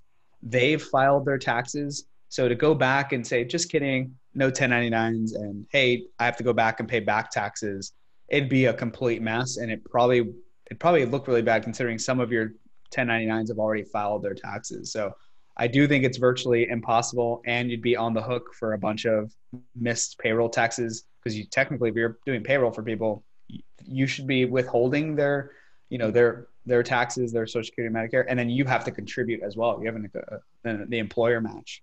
So I don't think that would work, and that'd be really, really messy if someone tried it. I would avoid it. Yeah, and it's not true. So again, I would not. My CPA put a big hard listen. Absolutely, do not. My companies do not qualify for PPP. He said, don't apply for it. Don't. He said there's just no. I give nobody a W-2. Everybody's a 1099. And because of that, the only thing we can apply for is EIDL and unemployment for us individually, and EIDL to carry the businesses for any business debt that we had, like our rent on the studio, payments on things that we have to keep paying out, irrelevant of whether or not we lost income or not. Those are the things that you know. And like I said, once we hear back from the SBA, then we're going to sit down with the CPA and with the SBA advisors, because they do have advisors, and go over with them in detail what it is that we can and can't do. The reason I think maybe that's not completely correct, that you shouldn't do it, is that if you are a sole proprietor, or basically even if you are an S corporation or an LLC, like, right, you should be able to at least claim your own wages, right? So independent contractors still have wages, income, net earnings, you know, self-employment. So the amount under 100,000, you know, on an annualized basis could technically be forgiven, and then you'd multiply that by 2.5 times. So, you know, if you were, even if the max was $8,000 a month, you would take that, that'd be $20,000 that could be forgiven. So I do think that's better than nothing. And yeah, I agree. And my case was unusual because I own more than one company. And we did that under different company. We didn't do that around the photography business. So I own other businesses that own rental properties and apartment buildings and things. So it was unique for us, but no, I agree with you 100%. Yeah, absolutely. If I could have done it, I would have done it. Yeah. Excellent. Okay. All right, guys. So thank you so much. This webinar has gone on we're clearing almost 2 hours. But thank you guys so much for attending. I feel like, Humberto, you've answered so many questions, and Adam, thank you so much. You're incredible. And I'm so glad that you applied for all those benefits. And I'm excited to see you at some of the upcoming workshops in Miami Beach, and some of the other ones I know you'll be at. And you know what? I can't wait to see you guys there. So when all of this lifts, I want to make sure you guys are out photographing for your portfolios. I want to make sure you're out doing the business stuff that needs to be done, the marketing strategies, getting everything ramped up for your photography business. And I personally use this opportunity. I'm going through all my images. I have, I probably have 30 or 40 photo shoots that I haven't even really gone through. And you guys are probably in the same boat. I need to edit them down. I need to get them retouched. I need to get them ready to get out there, because I'm sitting on all these shoots, and I'm doing it right now. I'm going through my pictures, and I hope you guys do too. You got free time. You can sit back. You can go through your images and get them retouched and ready to go. Start planning magazines that you might want to shoot for, advertising campaigns. When everything opens up, it's going to be a bull rush. It's going to be absolutely crazy out there. And I want to make sure that you guys are ready to go. I want you to make sure that you are ready so you don't have to get ready. Now, the links in the chat are going to be for enrolling. The first one is to enroll in the special virtual workshop experience on May 2nd and 3rd with a $200 discount if you enroll today as one of these attendees.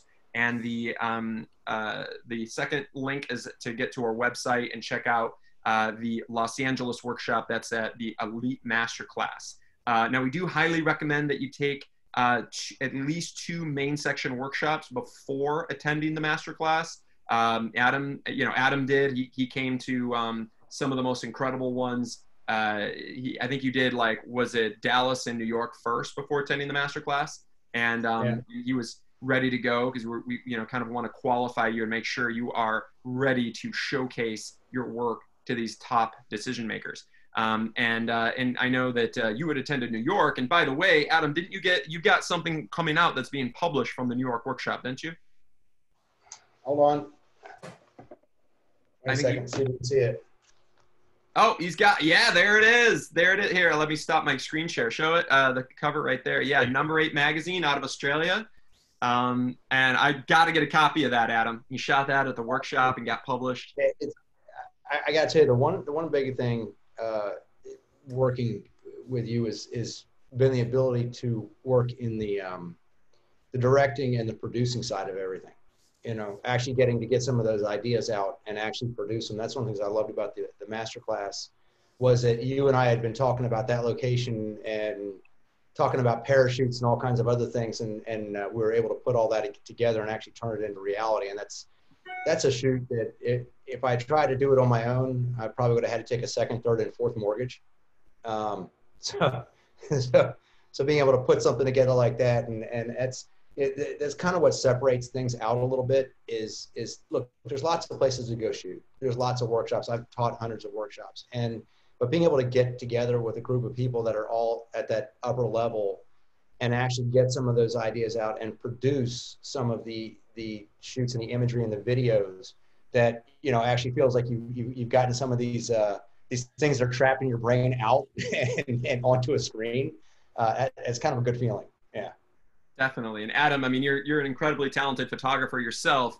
Do you have any previews of your new website? Yeah, here.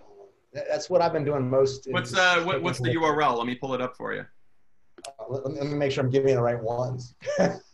Because Adam has gone through and personally consulted with me to go through his images and select the best of the best of the best images to go on the website, as well as video, because we're filming high-end, actually in 8K we shot at the masterclass, and I can't wait to see what you come up with the video content that you shot with a parachute. That was pretty mind-bending, and the images were in the video is just so absolutely epic, and I can't wait to see what you came up with. But my primary website was this one. I just put in the group chat that one of the new ones.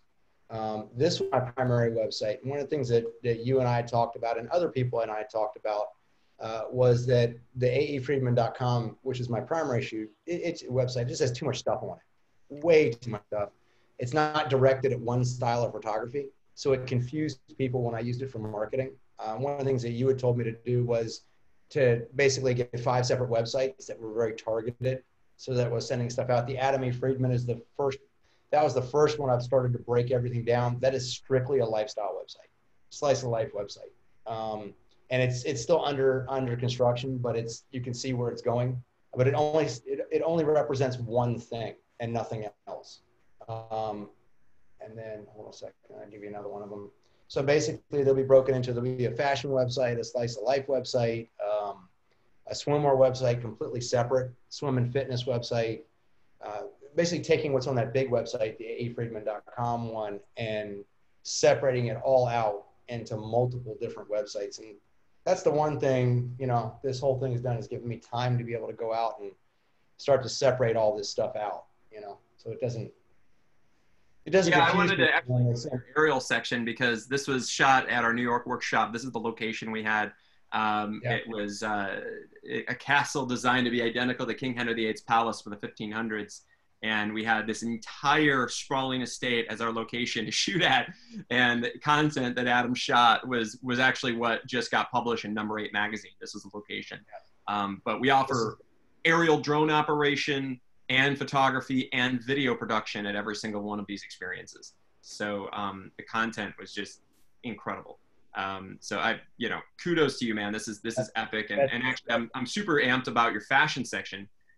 This was from the masterclass. The fashion one is coming as far as the individual websites. I've got swim and lifestyle up, but the fashion one is that's all in number 8 magazine this month. And these were all from the workshop, even this one in Dallas with that epic airplane.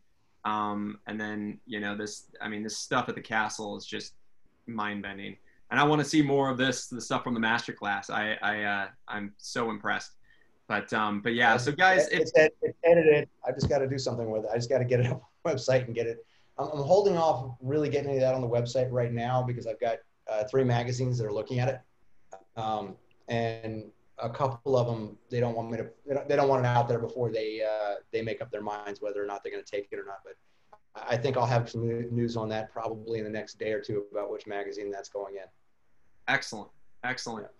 So guys, if you are interested in taking your photography to the next level, and now you know that financially you guys are going to be set, because benefits are on their way.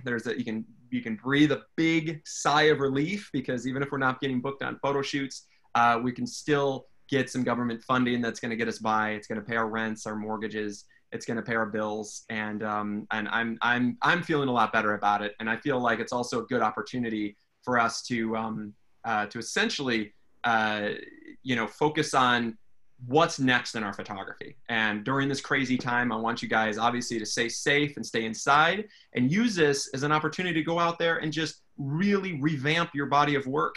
And also, I'm actually doing a one-on-one session tomorrow with one of our photographers, Jeffrey, who he attended the master class, and he's coming to some workshops up in 2020 here. He's doing a one-on-one with me to essentially go through all of his images and do a deep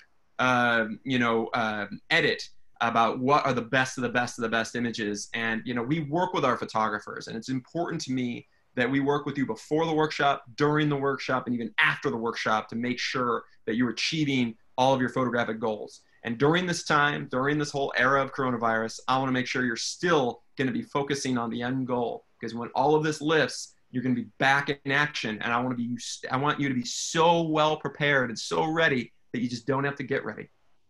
Now, we're going to be offering some upcoming webinars as well that we're launching. We're going to have some free webinars. We're also going to have some exclusive webinars that have a small investment to enroll in, but such as one specifically on marketing, an intensive webinar on marketing, on business of photography. And we have some that are going to be specifically on lighting and on posing. We're going to have a whole series of these. But they're going to be short little ones. The ones that I would highly recommend would be if you click on the links here to enroll in the virtual workshop experience, because it's a 2-day intensive all day on May 2nd and 3rd, and live shooting, and for you guys to take a part in that. And then if you want to do any of these epic 3-day workshops, most of them are either sold out or there's like 1 or 2 spots left. So if you guys are interested, make sure to add to enroll and save your spot, because we are offering a $500 discount off for if you guys enroll today. If you guys are interested, please hit us up. You can also text us at 424-202-9501 if you guys are interested. Now, if you guys have any interest in more about the SBA loans, the EIDL, the unemployment, go to photographyworkshopseries.com and go to the coronavirus section, and all the videos and links are on there. And this video will be posted up there soon, as well as additional videos that Humberto has done, as well as links directly to, you can pick out your unemployment at which state you're in. That has all the direct links for that, as well as the SBA. We're going to also put up the SBA and the EIDL links today as well. They'll be live on the website. So make sure to apply before all that money disappears. Make sure to take advantage of this. I personally feel like, as devastating as this is, I feel like in some ways for many photographers I know, they're actually going to be earning more from the whole unemployment and benefits than they might have as a photographer in this year. So for some people, it's going to benefit them pretty substantially. And for others, it's going to hurt. But either way, there is government funding that's going to help us. And there's an additional $2.5 trillion that's going to be happening in the next week that's going to add to everything. So we'll update the website with more info on that as well. If we are interested in doing any photographic strategy sessions, we're offering 30-minute free photographic consultations with our team of photographic consultants. I do recommend you guys take advantage of that. We can schedule a call and we can set you up and talk about kind of what your goals are in your photography for 2020 and 2021. I know I've done this with Adam on numerous occasions. Adam, I think you've worked with Ivan Panilla, one of our lead photographic consultants, right, Adam? Oh, I think he's muted. So he's worked with some. Nope, I'm here. Oh, there he is. I went up to get something to drink. All good. Yeah. There we go. Yeah. I didn't want to see somebody see me having a giant drink in my mouth. So Adam, you've spoken with Ivan Panilla, one of our top photographic consultants, and he's kind of helped you make sure you're getting done what you needs to be done. And I know that you even recommended many of your friends to enroll in our workshops. I think your friends Terry, Steve, Robert, Rakesh, a bunch of them also attended or have now enrolled in the workshops and attended and had amazing experiences. So maybe tell us a little bit about your experience with Ivan. Ivan's a good guy, man. The one thing I say about Ivan is he cares. Ivan cares from the business perspective. Ivan's not a photographer, so he looks at everything from the dollar and cents. And if you want somebody to get in your ear and annoy the crap out of you to make sure that you're actually doing your marketing or doing stuff like that, he's, you know, when I first started running my own businesses, one of my close friends who was hugely successful and a lot older than I was, said to me, establish yourself a board of directors. And he didn't mean going and hire people or forming a real corporation and making a board of directors. He meant find people that are great sounding boards and people that you can count on to give you great information about your business and also to hold you accountable. That's kind of what a board of directors does. It's holding that company accountable. So Ivan would be one of the members of a board of directors for my business. So I could call Ivan and just great ear to listen to. Same with you, Kevin. Or the reverse is Ivan will call up and say something like, hey, did you actually send out those 100 letters you're planning on sending out? And you might say, oh, well, maybe. Not really sure. Maybe no. And he's going to drive you crazy until you actually do. But that's one of the things that you need is you need people on your quote unquote board of directors that are there to either be a great resource, a great sounding board, somebody who's going to get in your ear. The bank that I have a close relationship with, I do all my banking with, my personal banker is quote unquote one of my board of directors members. You know, it's not an actual board of directors, but I actually talk to them in that way when we speak, so that they're giving me actual advice and they like to participate in giving me those kind of advice. My CPA is another person. My personal attorney is another person. You know, you accumulate these people that make up your board of directors so that whatever you're doing, you've got people to go to not just get advice, but also to help hold you accountable. And it's also good because sometimes you'll get this wild idea in your head, like, hey man, I'm going to go do this. I can get all this money and go do this. I'm going to do that. And then they're like, slow down a little bit. Let's look at the ramifications of what you're planning on doing. Or maybe you're sitting around and you don't have a great idea on marketing. You're kind of like, man, I'm stuck in a rut. I just feel like I'm going nowhere right now. I'm doing all these things and nothing's happening. And then you get that person who can look at what you're doing and they say, hey, you know, I see what you're doing, but maybe you should change it up a little bit and do this. And when you do that, you've got somebody else who's looking out for you. It's not just you, it's not you, yourself, and I just trying to run a business by yourself. Because I don't care who you are, how successful you are. There's always moments when your business is running you instead of you running your business. And that board of directors is there to help you run your business and not let your business run you. I guess the best way to put it. Yeah, that's good advice. I agree. And I know, you know, you're going to be coming to this one up in actually down in your neck of the woods here to Miami Beach. But this one is epic. It's a workshop that it's sold out every single year, and it's an absolute experience of a lifetime. But we are going to go into the business side, the marketing side. You're going to get to command a set, photograph the greatest images of your lifetime, and we guarantee that you're going to walk away with just a mind-bending portfolio. And even a guy who is as talented as Adam Friedman, who's, you know, one of my favorite and most incredible photographers that have taken our workshops, I am massively impressed at what he shot at the workshops, because as you can tell, it's the front and center and top images he promotes on his website. So the images that he uses to market himself, because they are, you know, the greatest images he's ever shot.